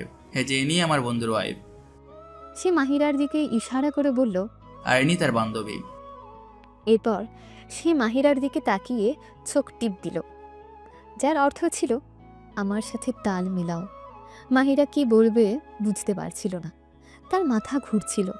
লোকটা কি সত্যিই জাভেদ ইকবাল? অবিশ্বাসের দৃষ্টিতে লোকটার দিকে তাকালেন। তাই নাকি? ভাবি, কি বাজি ধরেছিলেন আপনারা? মাহিরা কিছু বলার আগে নাফিসা পরিস্থিতি সামলে নিল। সে খুব স্মার্টলি হেসে বলল, তেমন কিছু না জাভেদ আঙ্কেল। উনি বলছিলেন উনি নাকি একাই 10টা গোল দিতে পারবেন, কিন্তু ফুটবলে তো হেরে গেলেন। দেখলেন তো জাভেদ ভাই, আজকালকার মেয়েরা কি সাংঘাতিক। যাক, আপনি এখানে কোনো কাজে এসেছিলেন? মাহফুজ অত্যন্ত চতুরতার সাথে আলাপের মোড় ঘুরিয়ে দিল। সে জাভেদ ইকবালের সাথে তার নতুন প্রজেক্ট নিয়ে এমনভাবে কথা বলা শুরু করলো যে জাভেদ ইকবাল শপিং ব্যাগের কথা ভুলেই গেলেন। কয়েক মিনিট কথা বলার পর তারা বিদায় নিল। জাভেদ ইকবাল চলে যাওয়ার পর মাহিরা আরিয়ানের মুখোমুখি হলো। কে এই মাহফুজ আহমেদ? আর ওই লোকটা আমাকে এই নামে কেন ডাকলো? আর বাজি, ফুটবল, এসব কি হচ্ছে? আমি কিছুই বুঝতে পারছি না। ও ওইটা জাভেদ সাহেব আমার দূর সম্পর্কের ভাই হন। আর ছোটবেলায় আমার ডাকনাম ছিল মাহফুজ। উনি এখন আমাকে ওই নামেই ডাকে। আর বাজি, ওরা তো ওনাকে ম্যানেজ করার জন্য বানিয়ে বললাম। উনি খুব রসিক মানুষ, তো এসব পছন্দ করেন। কিন্তু মাহিরা আরও কিছু বলতে যাচ্ছিল, কিন্তু তার যুক্তিগুলো কেমন যেন গুলিয়ে যাচ্ছিল। লোকটার ব্যাখ্যাটা ছিল অদ্ভুত কিন্তু অসম্ভব বিশ্বাসযোগ্য। আমার কোনো দূরসম্পর্কের ভাই নেই যে আমাকে $1 বিলিয়ন কোম্পানির মালিক বলে ভুল করবে। মাহিরা বিড়বিড় করে বলল। ব্যাপারটা হজম হচ্ছে না। তার প্রতিশোধের পরিকল্পনা ততক্ষণে ভেস্তে গেছে। সে এখন লোকটার আসল পরিচয় নিয়ে বেশি আগ্রহী। সে যখন এসব ভাবনায় ডুবেছিল তখনই দুর্ঘটনাটা ঘটল। তাদের ঠিক উপরের তলায় একটা দোকানের কাঁচের শোকেস পরিষ্কার করছিল দুজন কর্মী।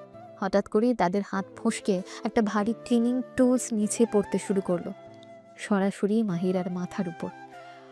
ঘটনাটা এত দ্রুত ঘটল যে কেউ কিছু বুঝে ওঠার আগেই আরিয়ান অবিশ্বাস্য দ্রুততায় প্রতিক্রিয়া দেখালো। সে তার হাতের সমস্ত শপিং ব্যাগ এক ঝটকায় মাটিতে ফেলে দিয়ে এক লাফে মাহিরার কাছে আসলো। পর মুহূর্তে সে মাহিরাকে সজোরে টেনে নিজের বুকের সাথে জড়িয়ে ধরে উল্টো দিকে ঘুরে দাঁড়ালো। ভারী বস্তুটা ধপাস করে আরিয়ানের পিঠে এসে পড়ল। পুরো পৃথিবীটা যেন মাহিরার কাছে এক মুহূর্তের জন্য থেমে গেল। সে আরিয়ানের শক্তিশালী বুকের মধ্যে মিশে আছে। তার কানে বাজছে আরিয়ানের দ্রুত হৃদস্পন্দন। একটা অদ্ভুত পারফিউমের ঘ্রাণ যা একই সাথে পুরুষালী এবং রিঅ্যাসিউরিং তার নিঃশ্বাসকে ভারী করে তুলেছে। এই প্রথম তাদের মধ্যে কোনো শারীরিক নৈকট্য ঘটল। সেকেন্ডের মধ্যে শপিং মলের সিকিউরিটি গার্ডরা ছুটে এলো। আরিয়ান মাহিরাকে ছেড়ে দিয়ে সোজা হয়ে দাঁড়ালো, যেন কিছুই হয়নি। কিন্তু মাহিরা দেখল যন্ত্রণায় তার কপালটা সামান্য কুঁচড়ে গেছে। আপনি আপনি ঠিক আছেন? মাহিরার গলা দিয়ে স্বর বের হচ্ছিল না। তার বুকের ভেতরটা ধরফর করছে। এটা ভয় নাকি অন্য কিছু সে বুঝতে পারছিল না। আমি ঠিক আছি ম্যাডাম। আরিয়ান স্বাভাবিক গলায় বলল, যদিও তার শ্বাসটা কিছুটা ভারী ছিল। সে পিঠে হাত দিয়ে দেখল শার্টটা একটু ছিঁড়ে গেছে। আপনার লাগেনি তো? মাহিরা উত্তর দিতে পারল না। সে শুধু আরিয়ানের চোখের দিকে তাকিয়ে রইল। সে বরফ শীতল ভাবলে সে চোখের গভীরে এই প্রথম সে একটা ভিন্ন অনুভূতি দেখতে পেল, উদ্বেগ। তার জন্য পিওর আনঅ্যাডাল্টারেটেড কনসার্ন। আরিয়ানের চোখে সে নিজের জন্য যে চিন্তাটা দেখল তা তার বাবার চোখে দেখা চিন্তার চেয়ে কোনো অংশে কম ছিল না। জীবনে প্রথমবার এই কঠোর বিরক্তিকর লোকটার স্পর্শে সে অনিরাপদ বোধ করার বদলে এক অদ্ভুত নিরাপত্তার অনুভূতি পেল। তার মনে হলো এই মানুষটার বাহুবন্ধনে থাকলে পৃথিবীর কোনো বিপদই আমাকে স্পর্শ করতে পারবে না। আমার কেন এত ভালো লাগছিল তার বুকে মাথা রাখতে। মনে হচ্ছিল যেন আমি তার বাহুতে চিরজীবনের জন্য থেকে যাই। আরিয়ান সিকিউরিটি গার্ডদের সাথে কথা বলে পরিস্থিতি সামলে নিল। তারপর মাটিতে পড়ে থাকা শপিং ব্যাগগুলো তুলে নিয়ে শান্তভাবে বলল, আমার মনে হয় আজকের মতো যথেষ্ট হয়েছে। আমাদের এখন বাসায় ফেরা উচিত। মাহিরা এবার আর কোনো প্রতিবাদ করল না। সে আরিয়ানের পেছন পেছন হেঁটে চলল। তার প্রতিশোধের আগুন কখন যে নিভে গেছে সে টেরও পায়নি। তার জায়গায় মনে একটা নতুন অনুভূতির জন্ম হয়েছে, বিস্ময়, কৃতজ্ঞতা, আর হয়তো আরও কিছু। গাড়িতে বসার পর সে সাহস করে জিজ্ঞেস করল, আপনার কি খুব বেশি লেগেছে? হসপিটালে যাবেন? আমি ঠিক আছি। এসব ছোটোখাটো আছর বডিগার্ডদের জন্য এটা ঢালবাদ। কিন্তু মাহিরা তার গলার স্বরে চাপা কষ্টটা ঠিকই ধরতে পারল। সে আর কিছু বলল না, শুধু অপরাধ বোধে মাথা নিচু করে বসে রইল। যে মানুষটাকে সে সকাল থেকে এত বিরক্ত করছিল সে মানুষটা নিজের জীবনের ঝুঁকি নিয়ে তাকে বাঁচালো। আজকের দিনটা মাহিরা চৌধুরীর জন্য অনেক নতুন সমীকরণের জন্ম দিয়ে গেল। রাতে নিস্তব্ধতা গ্রাস করেছে গণভবনের চারপাশ। ঘড়ির কাঁটা 12টা ছুঁই ছুঁই। মাহিরা তার বিশাল নরম বিছানায় শুয়ে এপাশ ওপাশ করছিল, কিন্তু ঘুম তার চোখ থেকে যোজন যোজন দূরে। তার চোখের সামনে বারবার ভেসে উঠছিল বিকেলের সেই ভয়ঙ্কর মুহূর্তটা। আরিয়ানের সে অবিশ্বাস্য গতি, তাকে বাঁচানোর জন্য সে দৃঢ় আলিঙ্গন, আর তার পিঠে আছড়ে পড়া সে ভারী বস্তুর শব্দটা, সব কিছু তার স্নায়ুকে সজাগ করে রেখেছিল। মাহিরা বিড়বিড় করে বলল, আমার জন্যই লোকটা ব্যথা পেল। আমি যদি ওকে বিরক্ত করার জন্য ওই জেদটা না করতাম তাহলে হয়তো এমন কিছুই হতো না। সে আর বিছানায় থাকতে পারল না। হালকা একটা চাদর গায়ে জড়িয়ে সে তার ঘরের সাথে লাগোয়া বিশাল বেলকনিতে এসে দাঁড়ালো। রাতের শীতল বাতাস তার চুলগুলোকে এলোমেলো করে দিচ্ছিল। এখান থেকে নিচের বাগানটা পরিষ্কার দেখা যায়। হঠাৎ করেই বাগানের এক কোণায় একটা ল্যাম্পপোস্টের আবছালোয় একটা ছায়া মূর্তির উপর তার চোখ আটকে গেল।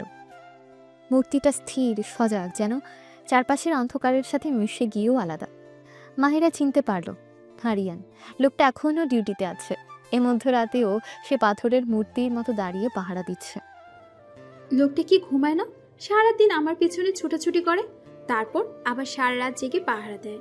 মানুষ নাকি রোবট? বিকেলের ঘটনার পর থেকে রোবট শব্দটা তার কাছে কেমন যেন বেমানান লাগছিল। রোবটের চোখে উদ্বেগ থাকে না, রোবট নিজের জীবনের ঝুঁকি নিয়ে কাউকে বাঁচায় না। এক অদ্ভুত তাড়না থেকে মাহিরা ঘর থেকে বেরিয়ে এলো। সে ধীরে পায়ে সিঁড়ি বেয়ে নিচে নামলো। রান্নাঘরে ঢুকে নিজের হাতে দুটো মগে কফি বানালো। এক মুহূর্তের জন্য তার মনে হলো, আমি কি ঠিক করছি? কিন্তু মন বলছে আজকের দিনের জন্য একটা ধন্যবাদ লোকটা প্রাপ্য। হ্যাঁ, এটাই ঠিক হবে। দুটো কফির মগ হাতে নিয়ে সে যখন বাগানে এসে দাঁড়ালো, আরিয়ান প্রায় সাথে সাথেই তার উপস্থিতি টের পেয়ে ঘুরে দাঁড়ালো। তার এক হাত কোমরে রাখা পিস্তলের উপর চলে গিয়েছিল, কিন্তু মাহিরাকে দেখে সে হাতটা সরিয়ে নিল। ম্যাডাম, আপনি এত রাতে এখানে? সব কিছু ঠিক আছে তো? কোনো সমস্যা? এই নিন আপনার জন্য ব্ল্যাক কফি, নো সুগার। ঠিক বলছি তো?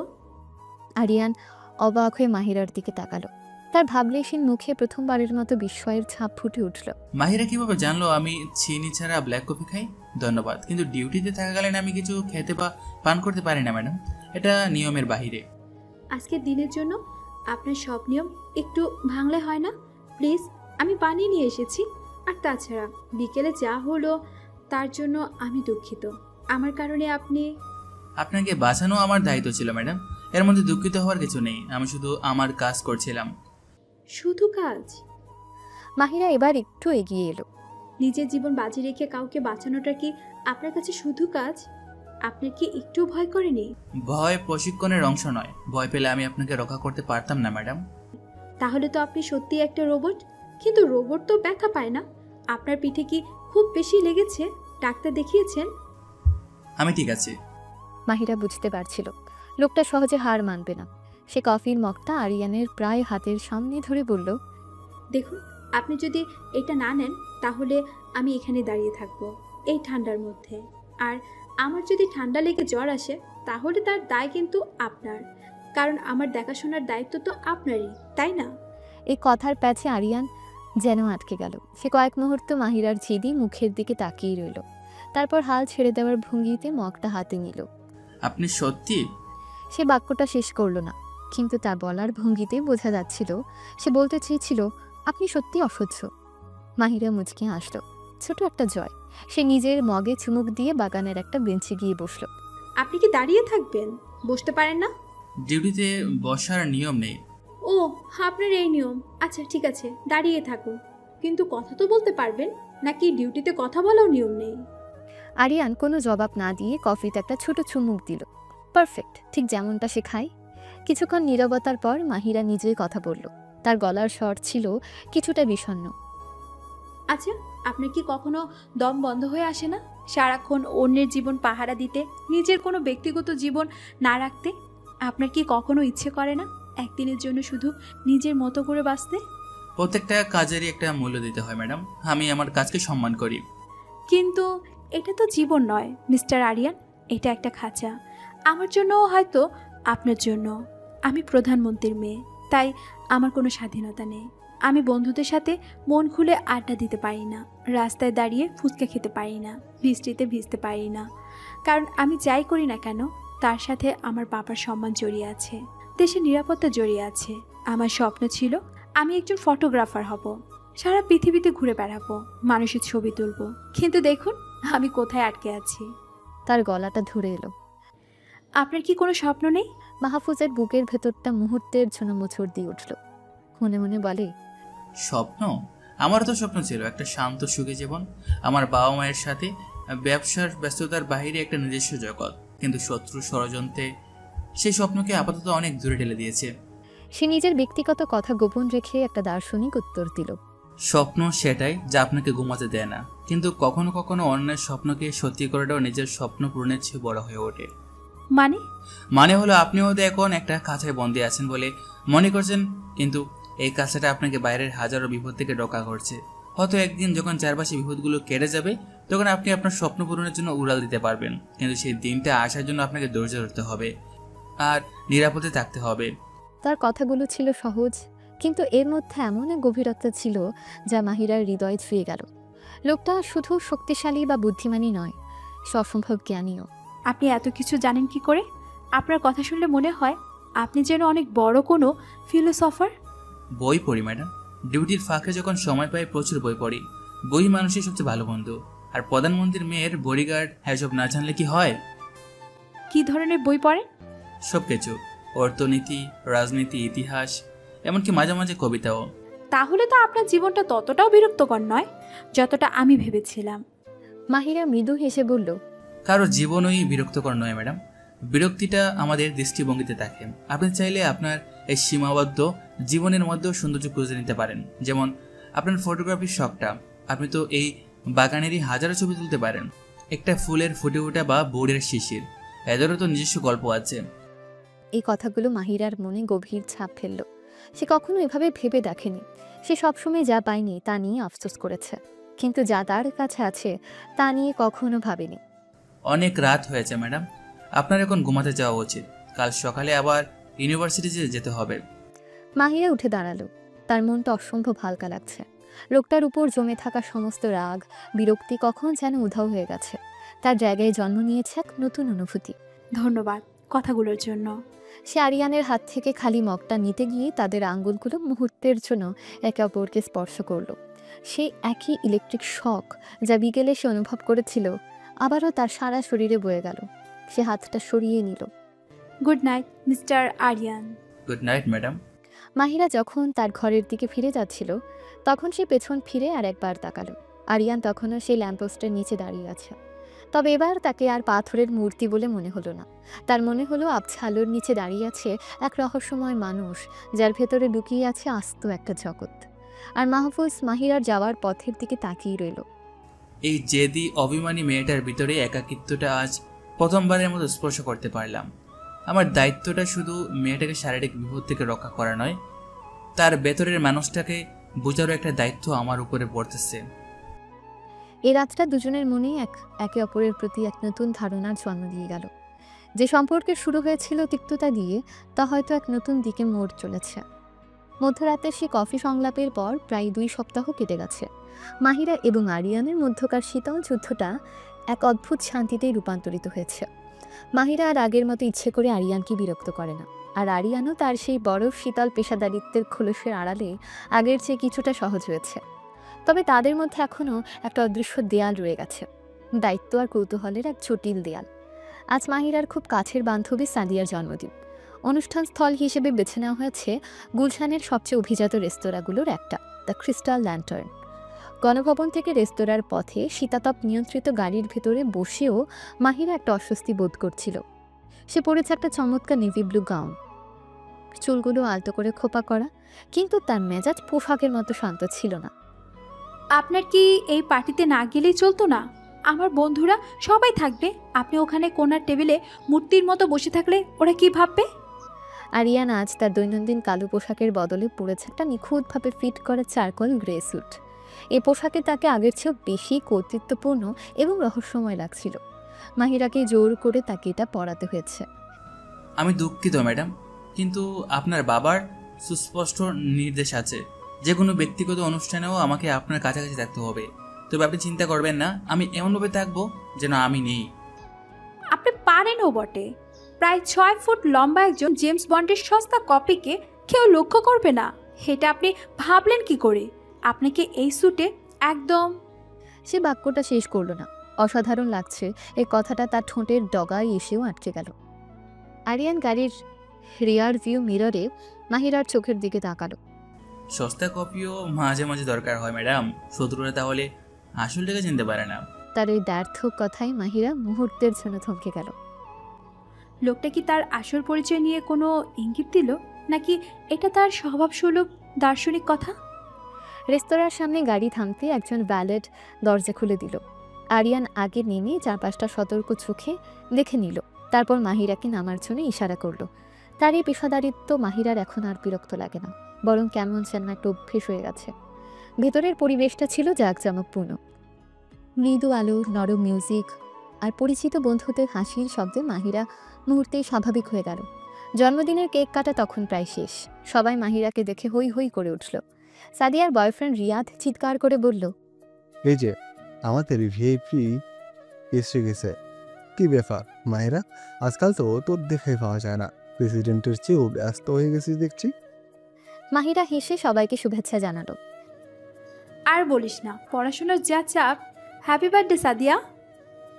সাদিয়া মাহিরাকে জড়িয়ে ধরে বলল, থ্যাংক ইউ। আমি তো ভাবলাম তুই আসবি না। যাই হোক, এসেছিস এটাই অনেক। কিন্তু একা কেন?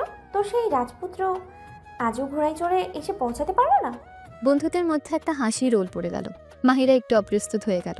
তার সব বন্ধুই তাদের পার্টনারদের নিয়ে এসেছে, একমাত্র সেই একা।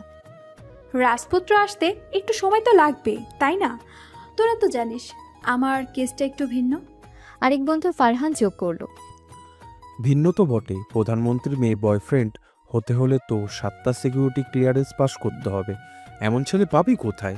তার চেয়ে বরং তোর আব্বুকে বল কোনো প্রতিবেশী দেশের রাজপুত্রের সাথে তোর বিয়ে দিয়ে দিক।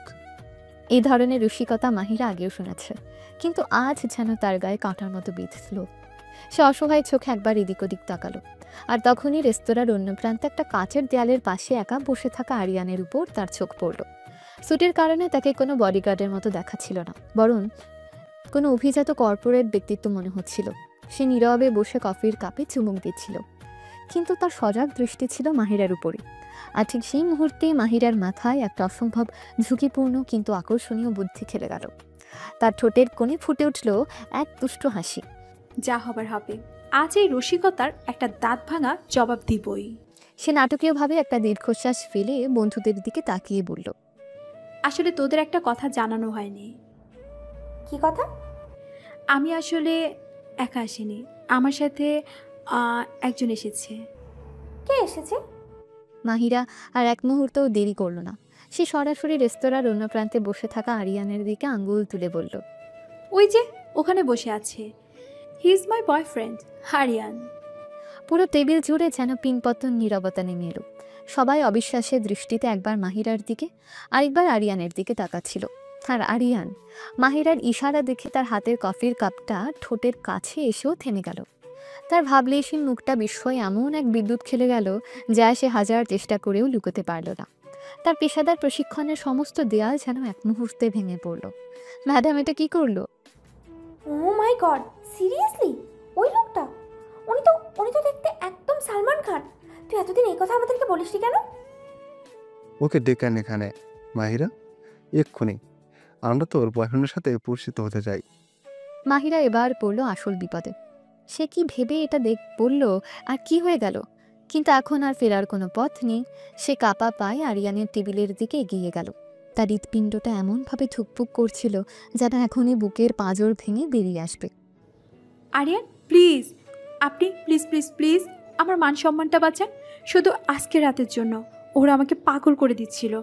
আমি কি বলবো না বলবো কিছু না ভেবে বলে ফেলেছি যে আপনি আমার বয়ফ্রেন্ড। প্লিজ আপনি না করবেন না।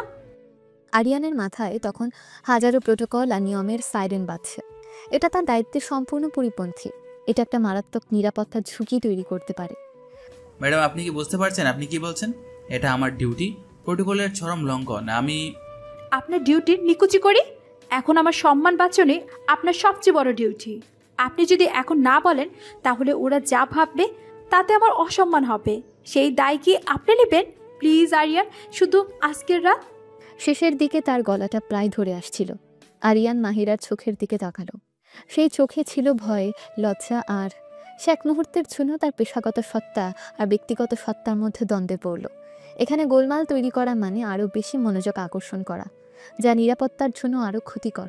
পরিস্থিতি সামাল দেওয়ার সবচেয়ে ভালো উপায় হলো এই নাটকে অংশ নেওয়া। সে একটা দীর্ঘশ্বাস ফেলে উঠে দাঁড়ালো। পর মুহূর্তেই তার শরীরের ভাষা পুরোপুরি পাল্টে গেল। সে কঠোর বডিগার্ডের অবয়ব ভেদ করে বেরিয়ে এলো এক আত্মবিশ্বাসী, আকর্ষণীয় এবং হাসি খুশি যুবক। ঠিক আছে ম্যাডাম, কিন্তু এই নাটকের পরিচালক আপনি, মনে রাখবেন। মাহিরা স্বস্তির নিঃশ্বাস ফেলে মাথা নাড়ালো। আরিয়ান যখন মাহিরার সাথে তাদের টেবিলের দিকে এগিয়ে এলো তখন সবার চোখ তাদের উপরে। আরিয়ান এসে সবার দিকে তাকিয়েই এমন এক উষ্ণ হাসি দিল যা মাহিরার বন্ধুদের মুহূর্তে মুগ্ধ করে ফেলল। আসসালামু আলাইকুম, আমি আরিয়ান। আপনারা সবাই মাহিরের বন্ধু। মাহিরের কাছে আপনাদের কথা অনেক শুনেছি, অবশেষে দেখা হয়ে ভালো লাগলো। বন্ধুরা সবাই যেন বোবা হয়ে গেছে। যে মেয়েটা সবসময় একা থাকতো, তার বয়ফ্রেন্ড এত সুদর্শন আর মার্জিত হবে, এটা তারা কল্পনাও করতে পারেনি। আরিয়ান নাটকটা নিখুঁতভাবে মঞ্চস্থ করতে শুরু করলো। সে প্রথমে মাহিরার জন্য চেয়ারটা টেনে ধরলো, তারপর সে বসলে নিজে তার পাশে বসলো। ফারহান সরাসরি আসল প্রশ্নে চলে আসলো। তো আপনাদের পরিচয় পর্বটা কিভাবে শুরু হলো? মাহিরা ঢোক গিলল। এটা তো সে ভেবেই রাখেনি। সে কিছু বলার আগেই আরিয়ান সাবলীলভাবে উত্তর দিল। এক আর্ট গ্যালারিতে আমি একটা পেন্টিং পছন্দ করেছিলাম, আর মাহিরা ঠিক আমার পাশে দাঁড়িয়ে খুব নিচু গলায় ওই পেন্টিংটার কি ভুল তা নিয়ে সমালোচনা করছিল। সে খেয়ালই করেনি যে আমি ওর কথা শুনছি। ওর সততা আর শিল্পের প্রতি ওর এত গভীর জ্ঞান দেখে আমি অবাক হয়ে গিয়েছিলাম। আমি পেন্টিংটা না কিনে ওর ফোন নাম্বার চেয়ে বসেছিলাম, যদিও সেটা আদায় করতে আমাকে বেশ ব্যাগ পেতে হয়েছে। মাহিরা বিস্ময়ে হতবাক হয়ে আরিয়ানের গল্প শুনছিল। কি অসাধারণ বানিয়ে কথা বলছে লোকটা। সে নিজেও তান মিলিয়ে একটু লজ্জা পাওয়ার অভিনয় করে বলল, এই, একদম সত্যি মিথ্যা বানিয়ে বলবে না। তুমি তো আমার পিছু ছাড়ছিলে না। দুজনকে কিন্তু দারুণ বানিয়েছে। আচ্ছা আরিয়ান ভাইয়া, আপনি করেন কি? আমি আমি তেমন কিছু করি না। বাবার পুরনো একটা ব্যবসা আছে, আর্কিটেকচারাল ফার্ম, সেটাই দেখাশোনা করার চেষ্টা করছি। আর্কিটেকচারাল ফার্ম কোনটা, নাম কি ফার্মের? মাহফুজ জানতো এই প্রশ্ন আসবে। সেমনটা এমন একটা নাম বলল যা তার মূল কোম্পানির একটা ছোট কম পরিচিত অঙ্গ প্রতিষ্ঠান। ক্রিয়েটিভ ক্যানভাস, খুব বড় কিছু নয়। আমরা মূলত ইন্টেরিয়র ডিজাইন আর ল্যান্ডস্কেপিংয়ের কাজ করি। ও আচ্ছা। এরপর পুরো সন্ধ্যাটা যেন এক স্বপ্নের মতো কাটল মাহিরার। আরিয়ান শুধু নিখুঁত অভিনয় করছিল না, সে যেন মুহূর্তগুলোকে জীবন্ত করে তুলছিল। সে মাহিরার প্লেটে খাবার তুলে দিচ্ছিল, ঠান্ডা পানীয় শেষ হয়ে গেলে ওয়েটারকে ডেকে নতুন করে অর্ডার দিচ্ছিল। আর যখনই কোনো বন্ধু মাহিরাকে নিয়ে কোনো পুরনো মজার ঘটনা বলছিল, তখন সে এমনভাবে হাসছিল যেন সেও সেই স্মৃতির অংশ। এক পর্যায়ে মাহিরা যখন তার বন্ধুদের সাথে কথা বলছিল, তখন সে খেয়ালই করেনি যে তার গাউনটা চেয়ারের পায়ার সাথে আটকে গেছে। সে উঠে যেতেই একটা বিশ্রী পরিস্থিতির সৃষ্টি হতো, কিন্তু আরিয়ান সবার অলক্ষ্যে টেবিলের নিচ দিয়ে হাত বাড়িয়ে আলতো করে কাপড়টা ছাড়িয়ে দিল। মাহিরা যখন কৃতজ্ঞ চোখে তার দিকে তাকালো, তখন আরিয়ান শুধু সামান্য মাথা নেড়ে তাকে আশ্বস্ত করলো। সবচেয়ে নাটকীয় মুহূর্তটা তৈরি হলো যখন মিউজিক শুরু হলো আর বন্ধুরা সবাই তাদের পার্টনারদের নিয়ে ডান্স ফ্লোরের দিকে এগিয়ে গেল। কিরে মাহিরা, তোরা বসে আছিস কেন? আয়। মাহিরার হৃৎপিণ্ডটা ধক করে উঠল। নাচ এই রোবটটার সাথে? এটা অসম্ভব। সে কিছু বলার আগেই আরিয়ান উঠে দাঁড়ালো এবং অত্যন্ত স্বাভাবিকভাবেই মাহিরার দিকে হাত বাড়িয়ে দিল। চলো মাহিরা। তার কণ্ঠস্বরে ছিল এক নরম আদেশ যা উপেক্ষা করে কঠিন। মাহিরা কাঁপা কাঁপা হাতে আরিয়ানের হাতটা ধরল। আরিয়ানের হাতের স্পর্শটা ছিল উষ্ণ এবং দৃঢ়। ডান্স ফ্লোরে এসে আরিয়ান এক হাত দিয়ে আলতো করে মাহিরার কোমর জড়িয়ে ধরল, অন্য হাত ধরে রাখলো তার হাত। মাহিরা তার জীবনের প্রথম স্লো ডান্স করছিল, তাও আবার তার নিজের বডিগার্ডের সাথে, যে কিনা তার নকল প্রেমিক। পরিস্থিতি এর চেয়েও বেশি অদ্ভুত আহার হতে পারে না। মাহিরা ফিসফিস করে বলল, আপনার তো দেখছি অনেক গুণ, গল্প বানানো, অভিনয়, আবার নাচাও। আপনার ট্রেনিংয়ে কি এসব শেখানো হয়? প্রয়োজনে সবকিছু শিখতে হয় ম্যাডাম। আরিয়ান মৃদু হেসে জবাব দিল। তার নিঃশ্বাস মাহিরার চুলের উপর এসে পড়ছিল। তবে এই নাচটা ট্রেনিংয়ের অংশ নয়, এটা শিখেছিলাম আমার মায়ের কাছ থেকে। এ প্রথম আরিয়ান তার ব্যক্তিগত জীবন নিয়ে কোনো কথা বলল। মাহিরা অবাক হয়ে তার মুখের দিকে তাকালো। সে ভাবলেশীন মুখোশের আড়ালে যেন এক মুহূর্তের জন্য এক অন্য মানুষ উকি দিয়ে গেল, এক সংবেদনশীল সাধারণ মানুষ। আপনি? মাহিরা কিছু বলতে গিয়েও থেমে গেল। সে আরিয়ানের চোখের দিকে তাকিয়েছিল। সে চোখে আজ কোনো পেশাদারিত্বের কঠোরতা ছিল না, ছিল এক নরম অদ্ভুত নরম দৃষ্টি। তাদের চারপাশের মানুষ, কোলাহল, মিউজিক সব কিছু যেন এক মুহূর্তে অদৃশ্য হয়ে গেল। সেই মুহূর্তে ডান্স ফ্লোরে শুধু দুজন মানুষ ছিল, মাহিরা আর আরিয়ান। তাদের নকল অভিনয় কখন যে আসলের মতো লাগতে শুরু করেছে তা তারা কেউই টের পায়নি। আরিয়ানের হাতের বন্ধনটা মাহিরার কোমরে আরও একটু দৃঢ় হলো, আর মাহিরা নিজের অজান্তেই তার বুকে মাথা রাখল। পার্টি যখন শেষ হলো তখন অনেক রাত। সবাই যখন বিদায় নিচ্ছিল, সাদিয়া এসে মাহিরাকে ছড়িয়ে ধরে বলল, দোস্ত, আমি তোর জন্য অনেক খুশি। আরিয়ান ভাইয়া অসাধারণ একজন মানুষ। তোরা দুইজন সবসময় একসাথে থাকিস। মাহিরা শুধু একটু হাসল, কোনো উত্তর দিতে পারল না। গাড়িতে ফেরার সময় পুরো পথটা ছিল আশ্চর্য রকমের নীরব। সেই নীরবতা ছিল কোনো অস্বস্তিকর নীরবতা ছিল না, বরং ছিল হাজারো না বলা কথায় পূর্ণ। মাহিরা রাস্তার আলোর দিকে তাকিয়েছিল আর আরিয়ান গাড়ি চালাচ্ছিল, কিন্তু দুজনের মনই পড়েছিল ফেলে আসা সন্ধ্যাটার উপর। গণভবনের গেটের কাছে এসে আরিয়ান গাড়ি থামালো। মাহিরা খুব নিচু গলায় বলল, ধন্যবাদ। কিসের জন্য? আজকের সন্ধ্যার জন্য, আমার সম্মানটা বাঁচানোর জন্য। এটু আমার দায়িত্বের মধ্যেই পড়ে ম্যাডাম। আপনার মানসিক শান্তি নিশ্চিত করো আমার কাজ। সব কিছুকেই আপনি দায়িত্বের পাল্লায় মাপেন, তাই না? এক মুহূর্তের জন্য কি আপনার মনে হয়নি যে আপনি শুধু একটা দায়িত্ব পালন করছেন না? অনেক রাত হয়েছে, আপনার এখন ভেতরে যাওয়া উচিত। তারই এড়িয়ে যাওয়াটা মাহিরার ভেতরটাকে তোলপাহাড় করে দিল। সে আর কিছু না বলে গাড়ি থেকে নেমে গেল। নিজের ঘরের দিকে যেতে যেতে তার মনে হচ্ছিল আজকের এই নকল অভিনয়ের খেলাটা তাদের দুজনের মধ্যে সম্পর্কের সমীকরণকে আরও অনেক বেশি জটিল করে দিয়ে গেল। সে কি সত্যিই শুধু সম্মান বাঁচানোর জন্য এই নাটকটা করেছিল, নাকি তার মনের কোনো গোপন ইচ্ছের পেছনে কাজ করছিল? এ প্রশ্নের উত্তর মাহিরার নিজেরও জানা ছিল না। বন্ধুর জন্মদিনের সেই রাতের পর থেকে আরিয়ান আর মাহিরার মধ্যকার অদৃশ্য দেয়ালটা কাচের মতো স্বচ্ছ হয়ে গিয়েছিল। দেয়ালটা এখনও ছিল, কিন্তু দুজনেই এর ওপারটা আগের চেয়ে অনেক বেশি স্পষ্টভাবে দেখতে পাচ্ছিল। মাহিরা এখন আরিয়ানের প্রতিটি পদক্ষেপ, প্রতিটি কথা গভীর মনোযোগের সাথে পর্যবেক্ষণ করত। তার মন বলতো, এই লোকটা শুধু একজন বডিগার্ড নয়, এর পেছনে লুকিয়ে আছে বিশাল কোনো রহস্য। কয়েকদিন পরের এক বিকেলে মাহফুজ তার নিজস্ব নেটওয়ার্ক থেকে একটা জরুরি খবর পেল। তার প্রধান শত্রু রশিদ খান সরকারের একটা অত্যন্ত সংবেদনশীল প্রকল্পের কিছু নথি পাচারের চেষ্টা করছে। সে নথি হাত বদল হবে আজ সন্ধ্যায় শিল্পকলা একাডেমিতে চলমান একটা চিত্র প্রদর্শনীর আড়ালে। খবরের বিশ্বস্ততা যাচাই করে মাহফুজ বুঝতে পারল এই সুযোগ তাকে কাজে লাগাতেই হবে। কিন্তু মাহিরাকে একা গণভবনে রেখে যাওয়াও সম্ভব নয়, তাই সে এক নতুন পরিকল্পনা সাজালো। বিকেলে ইউনিভার্সিটি থেকে ফেরার পথে আরিয়ান হঠাৎই জিজ্ঞেস করলো, ম্যাডাম আজ বিকেলে আপনার কোনো কাজ আছে? না, তেমন কিছু নেই। কেন বলুন তো? শিল্পকলা একাডেমিতে একজন সমসাময়িক চিত্রকারের একক প্রদর্শনী চলছে। আপনার তো শিল্পের প্রতি বেশ আগ্রহ।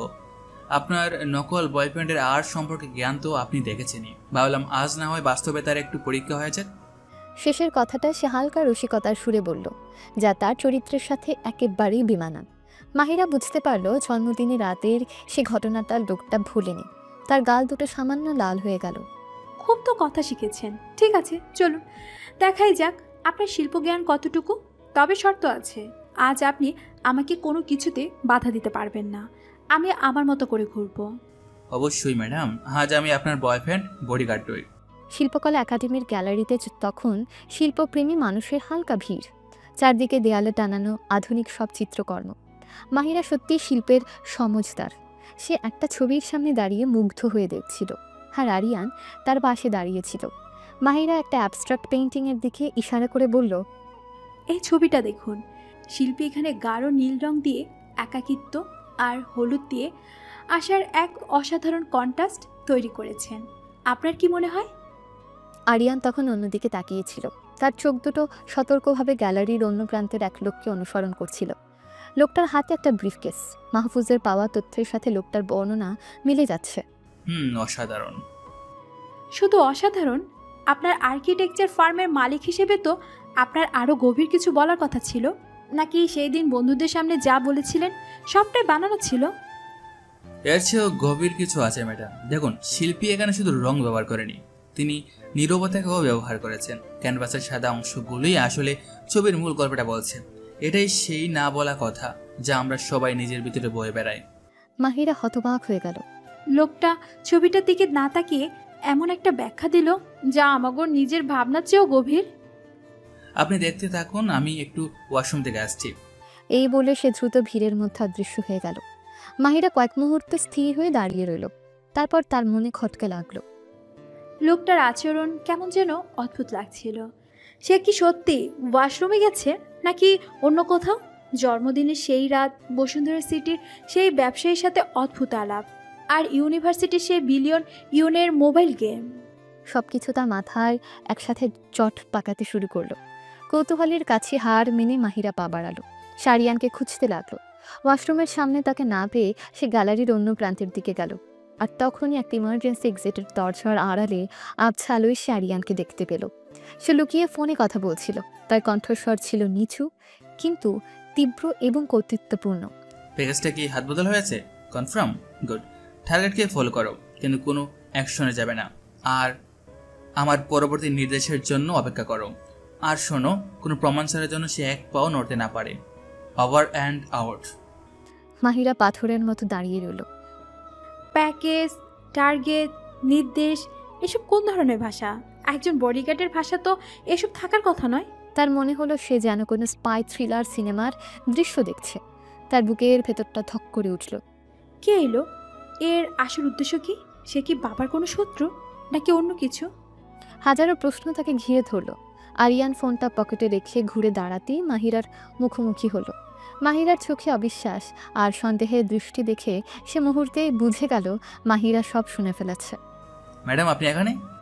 প্যাকেজটা কিসের জন্য আরিয়ান? আর আপনার টার্গেটে বা কে? আপনি সত্যি করে বলুন, আপনি কে? আপনি যা ভাবছেন তা নয় ম্যাডাম। আমি আমার এক পুরনো সোর্সের সাথে কথা বলছিলাম। মাঝে মাঝে আন্ডারওয়ার্ল্ডের কিছু খবর কানে আছে। আমি শুধু নিশ্চিত করছিলাম যে আজকের এই অনুষ্ঠানে আপনার জন্য কোনো হুমকি নেই। প্যাকেজ আর টার্গেট এগুলো আমাদের ইনফরমারদের সাথে কথা বলার কোড ল্যাঙ্গুয়েজ, যাতে কেউ শুনে ফেললেও কিছু বুঝতে না পারে। ব্যাখ্যাটা ছিল নিখুঁত। একজন দক্ষ বডিগার্ডের জন্য এমনটা করা অস্বাভাবিক কিছু নয়। কিন্তু মাহিরার মন মানছিল না। সে আরিয়ানের চোখের দিকে তাকিয়েছিল, সত্যটা খোঁজার চেষ্টা করছিল, কিন্তু সে চোখের গভীরতা মেপে ওঠা অসম্ভব। আপনার সব কথাই কেমন যেন গোলমেলে। কখনো আপনি মোবাইল গেমে বিলিয়ন ইয়েন নিয়ে কথা বলেন, কখনো ভাইয়ের সামনে ফুটবল খেলার বাজি নিয়ে গল্প বানান, আবার এখন বলছেন কোড ল্যাঙ্গুয়েজ। কোনটি সত্যি আরিয়ান? সবটাই সত্যি ম্যাডাম। আমার জগৎটা আপনার জগতের মতো সরল নয়। এখানে ঠিকই থাকতে হলে অনেকগুলো মুখোশ পরে থাকতে হয়, কিন্তু আমার সব মুখোশের আড়ালে একটাই চেহারা, আর সেটা হলো আপনার রক্ষাকর্তা। বিশ্বাস করুন, আমি আপনার কোনো ক্ষতি করতে এখানে আসিনি। তার কণ্ঠস্বরে এমন এক আন্তরিকতা ছিল যা মাহিরার দ্বিধাকে পুরোপুরি দূর করতে না পারলেও তার সন্দেহকে কিছুটা হলেও নরম করে দিল। কিন্তু একটা কাঁটা তার মনে ঠিকই বিঁধে রইল। এই মানুষটা যা বোঝায়, যা দেখায়, সে আসলে তার চেয়েও অনেক বেশি কিছু। আর্ট গ্যালারির ঘটনার পর কয়েকটা দিন কেটে গেছে। মাহিরা আরিয়ানের সাথে খুব বেশি কথা বলেনি। তার মনের ভেতরের সন্দেহটা একটা সুপ্ত আগ্নেয়গিরির মতো রয়ে গেছে। সেদিন ইউনিভার্সিটি থেকে ফেরার পথে আকাশটা হঠাৎ করে কালো মেঘে ছেয়ে গেল। কিছুক্ষণের মধ্যে শুরু হলো মুষলধারে বৃষ্টি আর ঝড়ো হাওয়া। গাড়ি যখন সাভারের কাছাকাছি, তখন রাস্তার পাশের একটা বিশাল পুরনো গাছ দমকা হাওয়ায় মরমর করে ভেঙে পড়ল ঠিক তাদের গাড়ির সামনে। রাস্তা পুরোপুরি বন্ধ। ড্রাইভার ব্রেক কষতে কষতে বলল, সর্বনাশ স্যার, এখন কি হবে? এই ঝড় বৃষ্টিতে তো গাছ সরাতে সকাল হয়ে যাবে। আরিয়ান দ্রুত পরিস্থিতি পর্যবেক্ষণ করল। পেছনেও গাড়ির লম্বা লাইন পড়ে গেছে। এখানে আটকে থাকাটা নিরাপদ নয়। কাছাকাছি নিরাপদ কোনো জায়গা আছে? একটু সামনে পুরনো সরকারি বাংলো আছে স্যার, পরিত্যক্ত কিন্তু মাথা গোজার মতো আশ্রয় হয়ে যাবে। ওখানে চলুন। বাংলোটা ছিল ভুতুড়ে বাড়ির মতো। দেয়ালের পলিস্তারা খসে গেছে, চারদিকে মাকড়সার জাল, কিন্তু এই ঝড়ো রাতের জন্য এর চেয়ে ভালো আশ্রয় আর হয় না। ভেতরে অন্ধকার। মাহিরা হতাশ হয়ে বলল, গ্রেট, এখন সম্পন্ন হলো। তার অন্ধকারে কিছুটা ভয় লাগে। সে নিজের অজান্তে আরিয়ানের স্যুটের হাতাটা খামছে ধরল। আরিয়ান তার হাতের স্পর্শে মুহূর্তের জন্য স্থির হয়ে গেল। তারপর শান্তভাবে নিজের ফোন বের করে ফ্ল্যাশলাইট অন করল। ভয় পাবেন না ম্যাডাম, আমি আছি। সে আলোয় তার বাংলোর ভেতরে একটা বড় হল ঘর খুঁজে পেল, যেখানে কিছু পুরনো আসবাবপত্র রাখা। আরিয়ান তার লাইটার দিয়ে একটা ভাঙা মোমবাতি জ্বালিয়ে দিল। মোমের নরম কাপা কাপা আলোয় ঘরটার ভুতুরে পরিবেশটা কেমন যেন রোমান্টিক হয়ে উঠল। বাইরে তখন বৃষ্টির তাণ্ডব চলছে, আর ভেতরে মোমের আলোয় দুটো মানুষ একে অপরের কাছ থেকে কিছু দূরে, কিন্তু পরিস্থিতির কারণে আশ্চর্য রকম কাছাকাছি। আমার ধারণা আপনার ডিউটি প্রোটোকলে নিশ্চয়ই এমন ভুতুরে বাড়িতে রাত কাটানোর নিয়ম লেখা ছিল না? আমাদের ট্রেনিংয়ে শেখানো হয় যে কোনো পরিস্থিতির জন্য প্রস্তুত থাকতে। তবে হ্যাঁ, সিলেবাসে মোমবাতির আলোয় গল্প করার কোনো অধ্যায় ছিল না। তার এই অপ্রত্যাশিত রসিকতায় মাহিরা হেসে ফেলল। আপনি মাঝে মাঝে এমন কথা বলেন যা আপনার এই গম্ভীর চেহারার সাথে একদমই মানায় না। মানুষ তো তার চেহারার চেয়েও অনেক বেশি কিছু, তাই না ম্যাডাম? এ কথাটা মাহিরার বুকের ভেতর গিয়ে লাগলো। সে আর নিজেকে ধরে রাখতে পারল না। আর্ট গ্যালারির সেই সন্দেহটা আবার মাথা ছাড়া দিয়ে উঠল। আপনি কে আরিয়ান? সত্যি করে বলুন, আপনি কে? আপনি শুধু একজন বডিগার্ড নন, এটা আমি এখন জানি। আপনার কথা বলার ভঙ্গি, আপনার জ্ঞান, আপনার এই গোপন ফোন আলাপ সব কিছুই বলছে আপনি অন্য কেউ। কেন আপনি আমার পিছনে লেগে আছেন? কি চান আপনি? আরিয়ান মোমবাতির শিখার দিকে তাকিয়েছিল। আলোটা তার মুখের একপাশে পড়ে এক রহস্যময় ছায়া তৈরি করেছে। সে জানতো এই প্রশ্নটা আসবে, এবং সে জানতো একটা সস্তা মিথ্যা দিয়ে আজ আর এই বুদ্ধিমতী মেয়েকে ভোলানো যাবে না। সে মাহিরার দিকে ফিরল। তার চোখে ছিল এক গভীর শান্ত দৃষ্টি। আমি যদি বলি আমি কে, সেটা এখন আপনার না জানাই ভালো। আমি যদি বলি কিছু সত্য জানার চেয়ে না জানাটা অনেক বেশি নিরাপদ। তার মানে আপনি স্বীকার করছেন যে আপনি কিছু লুকাচ্ছেন। আমি কোনো বাচ্চার মতো রূপকথার গল্প শুনতে চাই না আরিয়ান। আমি সত্যিটা জানতে চাই। আমার কি অধিকার নেই এটা জানার, যেই মানুষটা ছায়ার মতো আমার সাথে লেগে আছে সে আসলে কে? মাহফুজের ভেতরটা এক কঠিন দ্বন্দ্বে ভুগছিল। সত্যিটা বলে দিলে মাহিরার জীবন আরও বড় ঝুঁকির মধ্যে পড়বে। রশিদ খান আরও বেপরোয়া হয়ে উঠবে। আবার না বললেও মাহিরার বিশ্বাসটা যে সে পুরোপুরি হারাবে, যা তার মিশনকে আরও কঠিন করে তুলবে। সে একটা দীর্ঘশ্বাস ফেলল। আপনি ঠিকই বলছেন ম্যাডাম। আমি শুধু একজন সাধারণ বডিগার্ড নই, আমার একটা অতীত আছে যা খুব একটা সুখের নয়। আর সেই অতীতের কিছু শত্রু এখনো আমাকে তাড়া করে ফেরে। আর সেই শত্রুদের কারণে কি আপনি আমার বডিগার্ড হয়েছেন? তাদের থেকে বাঁচার জন্য? প্রধানমন্ত্রীর মেয়ের আড়ালে নিজেকে লুকানোর জন্য? না, কখনোই না। আমি এখানে এসেছি আপনাকে রক্ষা করার জন্য, কারণ আমার শত্রুরা এখন আপনার ক্ষতি করতে চায়। আপনার শত্রুরা আমার ক্ষতি করতে চায় কেন? আমি তো তাদের চিনিও না। কারণ তারা জানে আপনার ক্ষতি করা মানে আমার সবচেয়ে বড় দুর্বল জায়গায় আঘাত করা। কথাগুলো বলে ফেলেই মাহফুজ বুঝতে পারল সে তার পেশাদারিত্বের সীমা ছাড়িয়ে অনেক বেশি ব্যক্তিগত একটা কথা বলে ফেলেছে। মাহিরা হতবাক হয়ে তার দিকে তাকিয়ে রইল। তার কান দুটো যেন কথাগুলোকে বিশ্বাস করতে পারছিল না। আপনার দুর্বল জায়গা? আরিয়ান বুঝতে পারল তার আবেগ তাকে ভাসিয়ে নিয়ে যাচ্ছে। সে নিজেকে সামলে নিয়ে এক পা পিছিয়ে গেল। আমি বোঝাতে চেয়েছি যে আপনি আমার দায়িত্বে আছেন। আপনার কোনো ক্ষতি হলে সেটা আমার পেশাগত ব্যর্থতা হবে। কিন্তু যা বলার তা বলা হয়ে গেছে। যে অনুভূতিটা দুজনের মনেই এতদিন সুপ্ত ছিল, তা আজ এই ঝড়রাতে মোমের আলোয় প্রথমবার ভাষা খুঁজে পেল। তাদের মধ্যকার সমস্ত মানসিক দূরত্ব যেন এক মুহূর্তে ঘুচে গেল। আপনার চোখ আপনার কথা সায় দিচ্ছে না আরিয়ান। আমি যেই হই না কেন আপনার কোনো ক্ষতি হতে দেব না, এটা বিশ্বাস করতে পারেন। এই কথাটা সে আগেও বলেছে, কিন্তু আজ এই কথার অর্থ ছিল সম্পূর্ণ ভিন্ন। মাহিরা আর কোনো প্রশ্ন করল না। সে তার উত্তর পেয়ে গেছে। হয়তো সে লোকটার নাম বা পরিচয় জানতে পারেনি, কিন্তু তার উদ্দেশ্যটা আজ তার কাছে পরিষ্কার হয়ে গেছে। সে আরিয়ানের চোখের গভীরে যে সততাটা দেখল, তা তার সমস্ত সন্দেহকে ধুয়ে মুছে দিল। সে শুধু মাথা নাড়ল। ঠিক যখন বাংলোর ভেতরের পরিবেশটা একরকম এক নরম গভীর বিশ্বাসে স্থির হয়েছে, তখনই বাইরের প্রকৃতি শান্ত হওয়ার বদলে আরও হিংস্র হয়ে উঠল। তবে এবার সেটা শুধু ঝড় বৃষ্টির শব্দ ছিল না। হঠাৎ করে বাংলোর বাইরে সদর দরজায় সজোরে লাথি মারার শব্দ হলো। একবার দুবার। আরিয়ানের পুরো শরীর মুহূর্তে টানটান হয়ে গেল।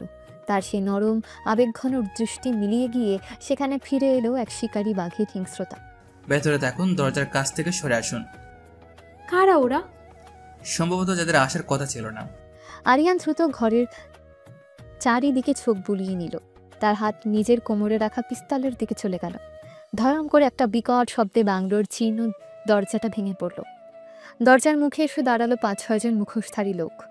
তাদের হাতে ছিল লোহার রড আর হকি স্টিক। সামনের লোকটা কর্কশ গলায় হেসে উঠল। ভিতরে তো একজনই আছে ভেবেছিলাম, সাথে তো দেখছি রাজকন্যাও আছে। রশিদ ভাইয়ের ভাগ্য ভালো, এক টিকিটে 2 ছবি। মেয়েটাকে তুলে নিয়ে আয়। রশিদ খানের নামটা শোনার সাথে সাথেই মাহফুজের চোখ দুটো জ্বলে উঠল। সে জানতো রশিদ খান তাকে অনুসরণ করছে, কিন্তু তারা এত তাড়াতাড়ি এই জায়গায় খোঁজ পেয়ে যাবে সেটা সে ভাবেনি। এক পাও এগোবি না। মাহফুজের কণ্ঠস্বর ছিল শান্ত। গুন্ডারা তার কথায় পাত্তা না দিয়ে হাসতে হাসতে এগিয়ে এলো। ওরে বাবা, হিরো, তুই একা আমাদের 6 জনকে কি করবি? পরের কয়েকটা মিনিট যা ঘটল তা মাহিরা তার সারা জীবনেও ভুলতে পারবে না। সে যা দেখল তা ছিল অবিশ্বাস্য। সিনেমার পর্দার চেয়েও বেশি নাটকীয়। আরিয়ান তার বডিগার্ডের পরিচয়টা খোলসের মতো ছেড়ে ফেলে দিল। সে এক মুহূর্তের জন্য পিস্তলটা বের করার কথাও ভাবল না। সে জানত গুলির শব্দ আরো বিপদ ডেকে আনতে পারে। পরিবর্তে সে এক অসাধারণ যোদ্ধা রূপে অবতীর্ণ হলো। প্রথম দুজন এগিয়ে আসতেই সে অবিশ্বাস্য ক্ষিপ্রতায় একজনের হাত থেকে লোহার রডটা কেড়ে নিয়ে অন্যজনের মাথায় বাড়ি মারল। তারপর রডটা ফেলে দিয়ে প্রথম লোকটার ঘাড়ে এমনভাবে আঘাত করলো যে সে চিৎকার করে মাটিতে লুটিয়ে পড়ল। তার নড়াচড়া ছিল বিদ্যুতের মতো দ্রুত এবং জলের মতো সাবলীল। প্রতিটি আঘাত ছিল মাপা, প্রতিটা পদক্ষেপ ছিল ক্যালকুলেটেড। মাহিরা ভয়ে বিস্ময়ে জমে গিয়ে দেখল এই কোনো সাধারণ মারামারি নয়, এটা একটা শিল্প, এক ভয়ঙ্কর মারাত্মক শিল্প। আরিয়ানের ফাইটিং স্টাইল ছিল ব্রুটাল কিন্তু একই সাথে এলিগ্যান্ট। সে কোনো হলিউড অ্যাকশন হিরোর মতো অপ্রয়োজনীয় লাভঝাপ করছিল না, বরং সে ব্যবহার করছিল এক মারাত্মক ধরনের মার্শাল আর্ট, যা প্রতিপক্ষের শক্তিকেই তার বিরুদ্ধে ব্যবহার করে। বাকি চারজন একসাথে তার উপর ঝাঁপিয়ে পড়ল। আরিয়ান একজনের হকি স্টিকের বাড়িটা নিচু হয়ে এড়িয়ে গেল, তারপর কনুই দিয়ে তার চেয়ালে আঘাত করল। আরেকজনের বুকে এমনভাবে লাথি মারল যে সে ছিটকে গিয়ে দেয়ালের সাথে ধাক্কা খেল। লড়াইয়ের মধ্যে মাহিরাকে কোনায় ঠেলে দিয়ে আরিয়ান তার সামনে একটা সুরক্ষা বলয় তৈরি করে রেখেছিল। সে শুধু আক্রমণই করছিল না, একই সাথে মাহিরাকেও রক্ষা করছিল, কিন্তু সংখ্যায় তারা ছিল বেশি। লড়াইয়ের এক পর্যায়ে যখন আরিয়ান দুজন গুন্ডার সাথে ব্যস্ত, তখন পেছনের একজন ভাঙা চেয়ারের একটা পায়া তুলে নিয়ে মাহিরার দিকে ছুটে এলো। মাহিরা! আরিয়ানের গগন বিদারী চিৎকারটা বাংলোর দেয়ালে দেয়ালে প্রতিধ্বনিত হলো। সে তার সামনের লোকটাকে এক ঝটকায় সরিয়ে দিয়ে অবিশ্বাস্য গতিতে ঘুরে দাঁড়ালো, কিন্তু মাহিরার কাছে পৌঁছানোর মতো যথেষ্ট সময় ছিল না। গুন্ডাটা মাহিরার মাথায় আঘাত করার আগেই আরিয়ান বাঘের মতো লাফ দিয়ে মাহিরার সামনে এসে দাঁড়ালো। খটাস করে একটা ভোঁতা শব্দ হলো। কাঠের পায়াটা মাহিরার মাথায় না লেগে সজোরে এসে লাগলো আরিয়ানের কাঁধ আর মাথার সংযোগস্থলে। আরিয়ান যন্ত্রণায় এক মুহূর্তের জন্য চোখ বন্ধ করলো, কিন্তু সে পড়ল না। সে ঘুরে দাঁড়িয়ে সেই লোকটার গলায় এমনভাবে ধরল যে লোকটার চোখ দুটো কোটর থেকে বেরিয়ে আসার উপক্রম হলো।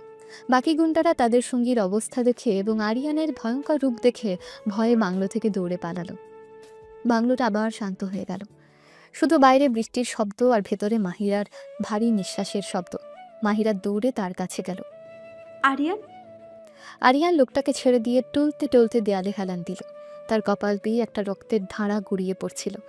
সে মাহিরার দিকে তাকিয়ে একটা ক্ষীণ হাসি দেওয়ার চেষ্টা করলো। বলেছিলাম না আপনার কোনো ক্ষতি হতে দিব না। এটুকু বলতেই তার চোখ দুটো উল্টে গেল। তার শক্তিশালী দেহটা মুহূর্তে প্রাণহীন পুতুলের মতো মাহিরার পায়ের কাছে লুটিয়ে পড়ল। চারদিকে আবার সেই নিস্তব্ধতা, কিন্তু এবার সেই নিস্তব্ধতা ছিল ভয়ঙ্কর। মোমবাতির আলোয় মাহিরা দেখল আরিয়ানের জ্ঞানহীন রক্তাক্ত মুখ। যে মানুষটা একটু আগেই তার জন্য পৃথিবী হয়ে উঠেছিল, সে এখন তার পায়ের কাছে নিথর হয়ে পড়ে আছে। ভয়, আতঙ্ক আর এক তীব্র হারানোর আশঙ্কা মাহিরার ভেতরটাকে ছিন্ন বিচ্ছিন্ন করে দিল। আরিয়ান! তার আতঙ্কিত হৃদয় বিদারক চিৎকারটা সে ঝড়ো রাতের অন্ধকারের সাথে মিশে গেল। হাসপাতালের করিডোরে ধরে ছুটে চলার সময় মাহিরার মনে হচ্ছিল সে একটা দুঃস্বপ্নের মধ্য দিয়ে যাচ্ছে। আরিয়ানের রক্তাক্ত নিথর শরীরটা অ্যাম্বুলেন্সে তোলার পর থেকে তার পৃথিবীটা যেন থমকে গেছে। তার ভেতরের সমস্ত ভয়, সমস্ত আতঙ্ক এক হয়েই মিশে গেছে এক তীব্র প্রার্থনায়। কেবিনের বাইরে একটা সোফায় বসেছিল মাহিরা, পাথরের মূর্তির মতো। তার দামি পোশাকটা কাদায় রক্তে মাখামাখি। ডাক্তার একটু আগে বেরিয়ে জানিয়েছেন মাথায় গুরুতর আঘাত লেগেছে, তবে আপাতত ভয়ের কিছু নেই। কিন্তু আপাতত শব্দটা মাহিরার বুকের ভেতর হাতুড়ির মতো আঘাত করছিল। মাহিরা! পরিচিত কণ্ঠস্বর। সে মুখ তুলে তাকালো। তার বাবা প্রধানমন্ত্রী আশফাক চৌধুরী প্রায় দৌড়ে করিডোর ধরে এগিয়ে আসছে। তার চোখে মুখে রাজ্যের উদ্বেগ। মাহিরা ছুটে গিয়ে বাবাকে জড়িয়ে ধরে কান্নায় ভেঙে পড়ল। আব্বু! আরিয়ানকে? আমি জানি মা, আমি সব শুনেছি। আশফাক চৌধুরী মেয়ের মাথায় হাত বুলিয়ে তাকে শান্ত করার চেষ্টা করলেন। ও ঠিক হয়ে যাবে। আরিয়ানের মতো ছেলেরা এত সহজে হার মানে না। কিছুক্ষণ পর যখন মাহিরার কান্না কিছুটা থামল, তখন প্রধানমন্ত্রী তাকে নিয়ে কেবিনের বাইরের সোফাটায় বসলেন। তার মুখটা ছিল অসম্ভব গম্ভীর। একটা কথা আজ তোকে বলতেই হবে মা, কারণ এখন পরিস্থিতি এমন এক জায়গায় পৌঁছেছে যেখানে সত্যিটা না জানলে তুই নিজেকে বা আরিয়ানকে কাউকেই বুঝতে পারবি না। যে লোকটা ভেতরে শুয়ে আছে তার আসল নাম আরিয়ান নয়, তার আসল নাম মাহফুজ আহমেদ। নামটা শোনার সাথেই সাথেই মাহিরার স্মৃতিতে বসুন্ধরা সিটির সেই দৃশ্যটা ভেসে উঠল। সেই ব্যবসায়ী জাভেদ ইকবাল, তাহলে সে ভুল শোনেনি। মাহফুজ আহমেদ দেশের সবচেয়ে বড় কনস্ট্রাকশন কোম্পানি আহমেদ গ্রুপের মালিক। কিন্তু এটা কিভাবে সম্ভব? সে আমার বডিগার্ড কেন হবে? কারণ তার কাছে আর কোনো উপায় ছিল না। আর এই পরিস্থিতির জন্য অনেকাংশে আমিও দায়ী। কয়েক মাস আগে সরকার দেশের সবচেয়ে বড় ইনফ্রাস্ট্রাকচার প্রজেক্ট যমুনা রিভার টানেলের টেন্ডার আহ্বান করেন। দুটো কোম্পানি চূড়ান্ত তালিকায় ছিল, মাহফুজ আহমেদ গ্রুপ আর রশিদ খান ইন্ডাস্ট্রিজ। আর রশিদ খান কাজটা পাওয়ার জন্য আমাকে এমন সব অনৈতিক প্রস্তাব দিয়েছিল যা দেশের জন্য মারাত্মক ক্ষতিকর হতো। আমি ওর প্রস্তাব প্রত্যাখ্যান করে কাজটা আহমেদ গ্রুপকে দিই, কারণ মাহফুজের সততা ও দক্ষতার উপর আমার পূর্ণ আস্থা ছিল। তিনি থামলেন, তারপর আবার বললেন, এই সিদ্ধান্তটাই রশিদ খানকে হিংস্র করে তোলে। সে মাহফুজের ব্যবসা ধ্বংস করার জন্য উঠে পড়ে লাগে, কিন্তু যখন সে দেখে যে আইনগতভাবে মাহফুজকে হারানো অসম্ভব, তখন সে নোংরা পথ বেছে নেয়। সে আমাকে ব্ল্যাকমেল করার পরিকল্পনা করে। ব্ল্যাকমেল? হ্যাঁ, তার টার্গেট ছিল তুই। সে তোকে অপহরণ করে। সেই ছবি দেখে আমাকে বাধ্য করতে চেয়েছিল টানেলের চুক্তিটা বাতিল করে তার হাতে তুলে দিতে। আর এই ভয়ঙ্কর পরিকল্পনার খবরটা মাহফুজ তার নিজের নেটওয়ার্ক থেকে প্রথমে জানতে পারে। মাহিরা স্তব্ধ হয়ে সব শুনছিল। মাহফুজ সাথে সাথে আমাকে সতর্ক করে, কিন্তু সমস্যা ছিল অন্য জায়গায়। রশিদ খানের হাত অনেক লম্বা। আমাদের সরকারি নিরাপত্তা ব্যবস্থার ভেতরেও তার লোক থাকতে পারে বলে আমাদের সন্দেহ ছিল। আর তখনই মাহফুজ এক অবিশ্বাস্য প্রস্তাব দেয়। সে বলে সে নিজের পরিচয় গোপন করে আরিয়ান নামে তোর ব্যক্তিগত বডিগার্ড হিসেবে 24 ঘন্টা তোর পাশে থাকবে, কারণ একমাত্র নিজের চোখের সামনে রেখেই সে তো সম্পূর্ণ নিরাপত্তা নিশ্চিত করতে পারত। মাহিরার পৃথিবীটা যেন ওলট পালট হয়ে গেল। তাহলে এই ছিল আসল কারণ? তার বিরক্তি, তার রাগ, তার খুনসুটি, সব কিছুর পেছনে ছিল এত বড় একটা ষড়যন্ত্রের চাল। আর যে মানুষটাকে আমি রোবট, বিরক্তিকর লোক বলে এত অপমান করেছি, সে আসলে নিজের জীবন বাজি রেখে আমাকে রক্ষা করার জন্যই এই ছদ্মবেশ ধারণ করেছিল। কিন্তু বাবা, বাংলোর কথা ওরা জানলো কি করে? ড্রাইভার, আমাদের পুরনো ড্রাইভার মসজিদ, রশিদ খান তাকে টাকার লোভ দেখিয়ে কিনে নিয়েছিল। ঝড়ের রাতে গাছ পড়ার ঘটনাটা কোনো দুর্ঘটনা ছিল না, ওটা ছিল সাজানো। মজিদি রশিদ খানকে তোদের অবস্থান জানিয়েছিল। আমরা তাকে এরই মধ্যে গ্রেফতার করেছি। সবকিছু এখন কাঁচের মতো পরিষ্কার। মাহিরার চোখ দিয়ে অনুশোচনা আর ভালোবাসার অশ্রু গড়িয়ে পড়ল। সে আর এক মুহূর্ত দাঁড়িয়ে বা অপেক্ষা না করে কেবিনের দরজা খুলে ভেতরে ঢুকল। সাদা বিছানায় মাহফুজ শুয়ে আছে। তার মাথায় ব্যান্ডেজ, হাতে স্যালাইনের চ্যানেল। সেই শক্তিশালী দুর্ভেদ্য মানুষটা আজ কি ভীষণ অসহায়। মাহিরা তার পাশে চেয়ারটায় বসল। সে আলতো করে মাহফুজের হাতটা নিজের হাতে তুলে নিল। সে ফিসফিস করে বলল, যদিও সে জানতো মাহফুজ শুনতে পাচ্ছে না, আমি দুঃখিত মাহফুজ, আমি আপনাকে একটু বুঝতে পারিনি। আমি আপনাকে এত কষ্ট দিয়েছি। প্লিজ চোখ খুলুন, শুধু একটা বার। ঘন্টার পর ঘন্টা কেটে গেল। মাহিরা এক মুহূর্তের জন্য মাহফুজের হাতটা ছাড়েনি। ভোরের আলো যখন জানলার কাজ ভেদ করে ঘরে ঢুকছিল, ঠিক তখনই মাহফুজের আঙ্গুলগুলো সামান্য নড়ে উঠল।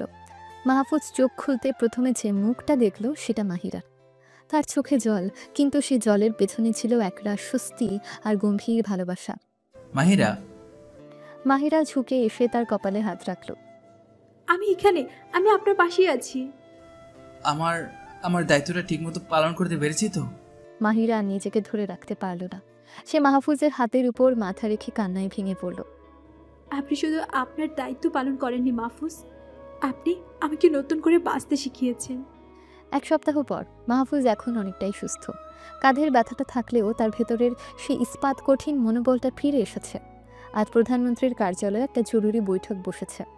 প্রধানমন্ত্রী, মাহফুজ আর দেশের শীর্ষস্থানীয় কয়েকজন নিরাপত্তা কর্মকর্তা। মাহফুজ বলেছিল, রাশিদ খান এখন মরিয়া হয়ে উঠবে। অপহরণের চেষ্টায় ব্যর্থ হওয়ার সে এখন আরো অনেক বড় আঘাত হানার চেষ্টা করবে। আমাদের তাকে থামাতেই হবে। আর তার জন্য আমাদের এমন একটা ফাঁদ পাততে হবে যেখান থেকে তার বের হওয়ার কোনো পথ থাকবে না। প্রধানমন্ত্রী জিজ্ঞেস করলেন, কি ধরনের ফাঁদ? এমন কিছু যা রশিদ খানকে আমাদের কাছে আসতে বাধ্য করবে। তাকে এমন একটা টোপ দিতে হবে যা সে গিলতে বাধ্য। আর সেই টোপটা হলো... সে এক মুহূর্তের জন্য থামল, তারপর দরজার দিকে তাকালো। মাহিরা। ঘরের সবাই চমকে উঠল। ঠিক তখনই ঘরের দরজা খুলে মাহিরা ভেতরে ঢুকল। তার পরনে সাদা সেলোয়ার কামিজ, কিন্তু তার চোখে মুখে ছিল এক দৃঢ় আত্মবিশ্বাস। মাহিরা সরাসরি তার বাবার দিকে তাকিয়ে বলল, আমি আপনার সাথে একমত। মাহফুজ, রাশিদ খানের লক্ষ্য আমি হয়ে থাকি, তাহলে এই খেলার শেষ চালটা আমিই দিব। প্রধানমন্ত্রী প্রায় চিৎকার করে উঠলেন। না মাহিরা, এটা অসম্ভব। আমি তোকে আর কোনো বিপদের মুখে ঠেলে দিতে পারি না। বিপদের মুখে তো আমি এরই মধ্যে আছি। আব্বু এখন পালিয়ে থাকার চেয়ে রুখে দাঁড়ানোটা অনেক বেশি জরুরি। আমি আর সোনার খাঁচার রাজকন্যা হয়ে থাকতে চাই না। আমি মাহফুজের সাথে এই লড়াইয়ে অংশ নিতে চাই। তার চোখে দৃঢ়তা দেখে প্রধানমন্ত্রী হা হয়ে গেল। তিনি মেয়ের দিকে, তারপর মাহফুজের দিকে তাকালেন। মাহফুজের চোখে ছিল মাহিরার জন্য গর্ব আর সমর্থন। পরিকল্পনাটা ছিল অত্যন্ত ঝুঁকিপূর্ণ কিন্তু নিখুঁত। দেশবাসীকে জানানো হবে যে প্রধানমন্ত্রীর মেয়ে মাহিরা চৌধুরীর সাথে দেশের এক স্বনামধন্য শিল্পপতির ছেলের এঙ্গেজমেন্ট অনুষ্ঠান হতে চলেছে। এই অনুষ্ঠান উপলক্ষে ঢাকার সবচেয়ে বড় 5 স্টার হোটেলে এক জমকালো পার্টির আয়োজন করা হবে, যেখানে দেশের সমস্ত গণ্যমান্য ব্যক্তি, ব্যবসায়ী এবং কূটনীতিকদের আমন্ত্রণ জানানো হবে। মাহফুজ ব্যাখ্যা করল, রাশিদ খানকেও আমন্ত্রণ জানানো হবে। সে তার সামাজিক মর্যাদা দেখানোর জন্য এই ধরনের অনুষ্ঠানে আসতে বাধ্য, আর এটাই হবে তাকে ধরার সুযোগ। কিন্তু অনুষ্ঠানে সে কেন ফাঁদে পা দিবে? কারণ অনুষ্ঠানের ঠিক আগে আমি নিজে তাকে ফোন করে বলবো যে আমি যমুনা রিভার টানেল প্রজেক্টটা নিয়ে তার সাথে গোপনে কথা বলতে চাই। আমি তাকে বোঝাবো যে এই বিয়ের কারণে আমি আর ব্যবসায় মন দিতে পারছি না এবং একটা ভালো অফার পেলে আমি প্রজেক্টটা তার হাতে ছেড়ে দিতে রাজি। লোভ তাকে অন্ধ করে দেবে। সে আমার সাথে একান্তে কথা বলার জন্য হোটেলে একটা নির্দিষ্ট জায়গায় আসবে, আর সেখানেই আমরা তাকে সব প্রমাণ সহ হাতে নাতে ধরবো। পরিকল্পনাটা অনুমোদিত হলো। পরের কয়েকটা দিন যেন ঝড়ের গতিতে কেটে গেল। মাহিরা নিষ্ক্রিয় দর্শক ছিল না। সে আর মাহফুজ একসাথে কাজ করতে শুরু করলো। নকল এঙ্গেজমেন্টের অতিথি তালিকা তৈরি করা থেকে শুরু করে হোটেলের নিরাপত্তা ব্যবস্থা পর্যবেক্ষণ করা, সবকিছু তারা দুজন মিলে করত। এই একসাথে কাজ করতে গিয়ে তাদের মধ্যকার সমস্ত দ্বিধা, সমস্ত দূরত্ব ঘুচে গেল। তারা একে অপরের শক্তি, বুদ্ধি আর দুর্বলতার সাথে পরিচিত হতে লাগলো। তাদের মধ্যে জন্ম নিল এক গভীর বিশ্বাস আর ভালোবাসার এক মজবুত বন্ধন। একদিন রাতে গণভবনের বাগানে হাঁটতে হাঁটতে মাহফুজ জিজ্ঞেস করল, আপনার ভয় করছে না মাহিরা? আগে করত, কিন্তু এখন আর করবে না। কারণ আমি জানি আমার অদ্ভুত বডিগার্ডটা এখন আমার পাশে আছে, তবে এবার আর নকল প্রেমিক হিসেবে নয়। মাহফুজ আসলো। সে আলতো করে মাহিরার হাতটা নিজের হাতে তুলে নিল। বডিগার্ড হিসেবে দায়িত্ব হয়তো একদিন শেষ হয়ে যাবে, কিন্তু পার্টনার হিসেবে দায়িত্বটা সারা জীবনের। কয়েকদিন পরে বলরুমটা যেন তারার মেলা। দেশের সব উজ্জ্বল নক্ষত্ররা আজ এক ছাদের নিচে। চারদিকে ক্যামেরার ফ্ল্যাশ, মৃদু মিউজিক আর মানুষের গুঞ্জন। মঞ্চে নকল বরকনের জন্য দুটো সিংহাসনের মতো চেয়ার রাখা। মাহির একটা জমকালো লেহেঙ্গা পরে সেখানে বসেছিল। তার মুখে হাসি, কিন্তু ভেতরে প্রচণ্ড উত্তেজনা। পরিকল্পনা অনুযায়ী রশিদ খান অনুষ্ঠানে এসেছে। সে সবার সাথে হাসি মুখে কথা বলছে, যেন সে কিছুই জানে না। মাহফুজ তাকে ইশারায় হোটেলের পেছনের প্রাইভেট লাউঞ্জের দিকে আসতে বলল। রাশিদ খান লাউঞ্জে ঢুকে দেখলো মাহফুজ একা দাঁড়িয়ে আছে। কি ব্যাপার মাহফুজ সাহেব, নিজের এঙ্গেজমেন্ট ফেলে আমাকে এখানে ডেকে পাঠালেন? কারণ ব্যবসাটা এঙ্গেজমেন্টের চেয়েও বেশি গুরুত্বপূর্ণ, তাই না রশিদ সাহেব? তার মানে আমার প্রস্তাবটা আপনার পছন্দ হয়েছে? আপনার প্রস্তাবের চেয়েও ভালো একটা প্রস্তাব আমার কাছে আছে। আপনি তো শুধু একটা ট্রেনার চেয়েছিলেন, আমি আপনাকে পুরো বাংলাদেশ ঘুরিয়ে দেখানোর ব্যবস্থা করতে পারি, ঢাকা সেন্ট্রাল জেলের ভেতরে আগামী 20-30 বছরের জন্য। রাশিদ খানের মুখটা ফ্যাকাশে হয়ে গেল। কি সব বলছেন এসব? আমি তাই বলছি যা আপনার এতদিনের বোঝা উচিত ছিল। আপনার সে বাংলোর ভুতুরে পার্টিটা কেমন লেগেছিল? আমার অতিথিয়তা পছন্দ হয়েছে আপনার? এই কথা শোনার সাথে সাথে রাশিদ খান বুঝে গেল সে এক মারাত্মক ফাঁদে পা দিয়েছে। সে পালানোর জন্য দরজার দিকে ঘুরতেই দেখল সেখানে সাদা পোশাকে নিরাপত্তা কর্মকর্তারা দাঁড়িয়ে আছে। আর ঘরের অন্য কোণা থেকে বেরিয়ে এলো প্রধানমন্ত্রী আশফাক চৌধুরী নিজে। খেলা শেষ রশিদ। প্রমাণ? আমার বিরুদ্ধে তোমাদের কাছে কি প্রমাণ আছে? প্রমাণ চান? মাহফুজ তার ফোনের একটা বাটন টিপল, আর সাথে সাথে লাউঞ্জের বড় স্ক্রিনে ফুটে উঠল একটা ভিডিও। সে আর্ট গ্যালারির দৃশ্য, যেখানে রাশিদ খানের লোকটা সরাসরি সরকারি নথি হাতবদল করছে। এরপর ফুটে উঠল বাংলোতে হামলা করা সেই গুন্ডাদের স্বীকারোক্তি যারা রাশিদ খানের নাম বলেছে। রাশিদ খান পাথরের মতো জমে গেল। তার পালানোর আর কোনো পথ খোলা ছিল না। কর্মকর্তারা এসে তার হাতে হাত করা পরিয়ে দিল। সমস্ত নাটকীয়তার অবসান ঘটল। মাহফুজ যখন লাউঞ্জ থেকে বেরিয়ে বলরুমের দিকে আসছিল, তখন সে দেখল মাহিরা দূর থেকে তার দিকে তাকিয়ে আছে। তার চোখে ছিল জল, কিন্তু সে জল ছিল গর্বের, ভালোবাসার আর স্বস্তির। যে মানুষটা তার জীবন রক্ষা করতে এসে তার পুরো জীবনটাই হয়ে গেছে, তার দিকে সে মুগ্ধ চোখে তাকিয়ে রইল। ঘটনার কয়েক সপ্তাহ পর রাশিদ খানের বিচার শুরু হয়েছে। দেশ এক বড় ষড়যন্ত্রের হাত থেকে রক্ষা পেয়েছে। চারপাশে সমস্ত কোলাহল থেকে দূরে মাহফুজ আর মাহিরা এসেছে কক্সবাজারে একান্তে কয়েকটা দিন কাটানোর জন্য। সন্ধ্যার সময় তারা দুজন খালি পায়ে বিচের ভেজা বালিতে হাঁটছিল। অস্তগামী সূর্যের লাল আভা মিশে গেছে সমুদ্রের নীল জলে। চারদিকে কোনো নিরাপত্তা নেই, কোনো লোকচক্ষুর ভয় নেই, আছে শুধু সমুদ্রের গর্জন আর দুজনের নীরব উপস্থিতি। মাহিরা বলল, তার মাথাটা মাহফুজের কাঁধে রাখা। সবকিছু কেমন স্বপ্নের মতো লাগছে, তাই না? কিন্তু স্বপ্ন সত্যি হওয়ার জন্যই মানুষ বেঁচে থাকে। সে হঠাৎ করে মাহিরার সামনে এসে দাঁড়ালো। তারপর যা মাহিরা জীবনেও কল্পনা করেনি তাই ঘটল। দেশের সবচেয়ে শক্তিশালী, আত্মবিশ্বাসী এবং ধনী যুবকটি তার সামনে হাঁটু গেড়ে বসল। তার হাতে ছিল একটা ছোট বক্স, যার ভেতরে জলজল করছিল একটা হীরের আংটি। মাহিরা চৌধুরী, আমি আপনার বডিগার্ড হিসেবে এসেছিলাম। সেই দায়িত্বটা হয়তো শেষ, কিন্তু এই কয়েক মাসে আমি বুঝেছি আমার জীবনের সবচেয়ে বড় দায়িত্বটা এখনো বাকি। আমি কি সারা জীবনের জন্য আপনার পার্টনার হওয়ার দায়িত্বটা পেতে পারি? সে একটু থেমে সেই পুরনো দিনের দুষ্টুমি ভরা চোখে তাকিয়ে বলল, বডিগার্ড হিসেবে আমার দায়িত্ব তো শেষ, এখন সারা জীবনের জন্য তোমার পার্টনার হওয়ার দায়িত্বটা কি পেতে পারি? কথা দিচ্ছি, এবার আর তোমার প্লেট থেকে খাবার টেস্ট করব না, বা তোমার পোশাক নিয়ে মন্তব্য করব না, যদি না তুমি নিজেই চাও। মাহিরা হাসতে হাসতে একসময় কেঁদে ফেলল। তার আর কোনো শব্দের প্রয়োজন ছিল না। সে মাথা নেড়ে সম্মতি জানালো। মাহফুজ আংটিটা তার আঙুলে পরিয়ে দিয়ে উঠে দাঁড়িয়ে তার নিজের বুকে জড়িয়ে ধরল। সমুদ্রের ঢেউগুলো তাদের পায়ে এসে আছড়ে পড়ছিল, যেন প্রকৃতিও তাদের এই পবিত্র মিলনকে আশীর্বাদ জানাচ্ছিল। মাহির একটা গভীর নিঃশ্বাস নিল, যেন সে তার মনের গভীরে জমে থাকা সব কথা আজ বলে দেবে। আমি যখন প্রথম আপনাকে দেখেছিলাম গণভবনে সেই বাগানে, তখন আপনার উপর আমার কি পরিমাণ রাগ হয়েছিল আপনি কল্পনাও করতে পারবেন না। আমার মনে হয়েছিল আমার জীবনের স্বাধীনতা কেড়ে নেওয়ার জন্য নতুন আরেকজন জেলার চলে এসেছে।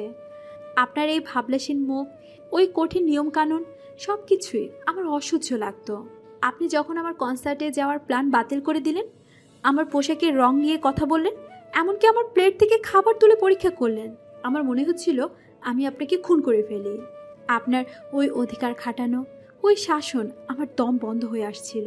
আমি বুঝতেই পারিনি ওই শাসনের আড়ালে কতটা গভীর যত্ন লুকিয়েছিল। জানেন, আমি ঠিক কখন আপনার প্রেমে পড়তে শুরু করি? ইউনিভার্সিটির সেই ক্যান্টিনে, যখন আপনি কোনো মারামারি না করে শুধু কথার প্যাচে রাশেদ ভাইদের তাড়িয়ে দিয়েছিলেন। আমি সেই দিন প্রথম বুঝেছিলাম শক্তি শুধু পেশিতে থাকে না, শক্তি মস্তিষ্কেও থাকে। আপনার বুদ্ধিমত্তার প্রেমে আমি সেই দিনই প্রথম পড়েছিলাম। তারপর বসুন্ধরা সিটিতে, যখন আপনি নিজের জীবনের ঝুঁকি নিয়ে আমাকে বাঁচালেন। আপনার বুকের ভিতরে আমি যে হৃদস্পন্দনটা শুনেছিলাম, তা ছিল আমার জীবনে শোনার সবচেয়ে নিরাপদ শব্দ। আর আপনার চোখে আমার জন্য যে উদ্বেগ দেখেছিলাম, সেই মুহূর্তে হয়তো আমার মনটা পুরোপুরি আপনার হয়ে গিয়েছিল। আমি শুধু বুঝতে পারছিলাম না। আর ওই রাতে সেই ভাঙা বাংলোতে মোমের আলোয় আপনি যখন বলেছিলেন আপনার ক্ষতি হওয়া মানে আমার সবচেয়ে বড় দুর্বল জায়গায় আঘাত করা, জানেন আমার বুকের ভিতরটা কেমন করে উঠেছিল? আমি সেই দিন বুঝে গিয়েছিলাম, হে লোকটার মুখোশের আড়ালে যে মানুষটা আছে, সে শুধু আমাকে রক্ষা করতে আসেনি, সে আমাকে ভালোবাসতেও এসেছে। আপনার ওই না বলা কথাগুলোর প্রেমে আমি বারবার পড়েছি। সে মাহফুজের চোখের দিকে সরাসরি তাকিয়ে বলল, আমি আপনার কঠোরতার প্রেমে পড়েছি, কারণ ওই কঠোরতাই আমাকে বিপদমুক্ত রেখেছে। আমি আপনার শাসনের প্রেমে পড়েছি, কারণ ওই শাসনই ছিল আপনার ভালোবাসার ভাষা। আমি আপনার রহস্যের প্রেমে পড়েছি, কারণ ওই রহস্য ভেদ করতে গিয়ে আমি নিজেকে নতুন করে আবিষ্কার করেছি।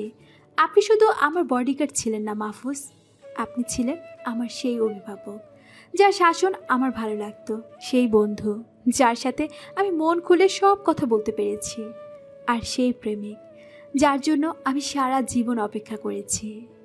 তার কথা শেষ হতেই মাহিরা নিজেই এগিয়ে এসে মাহফুজের ঠোঁটে আলতো করে চুমু খেল।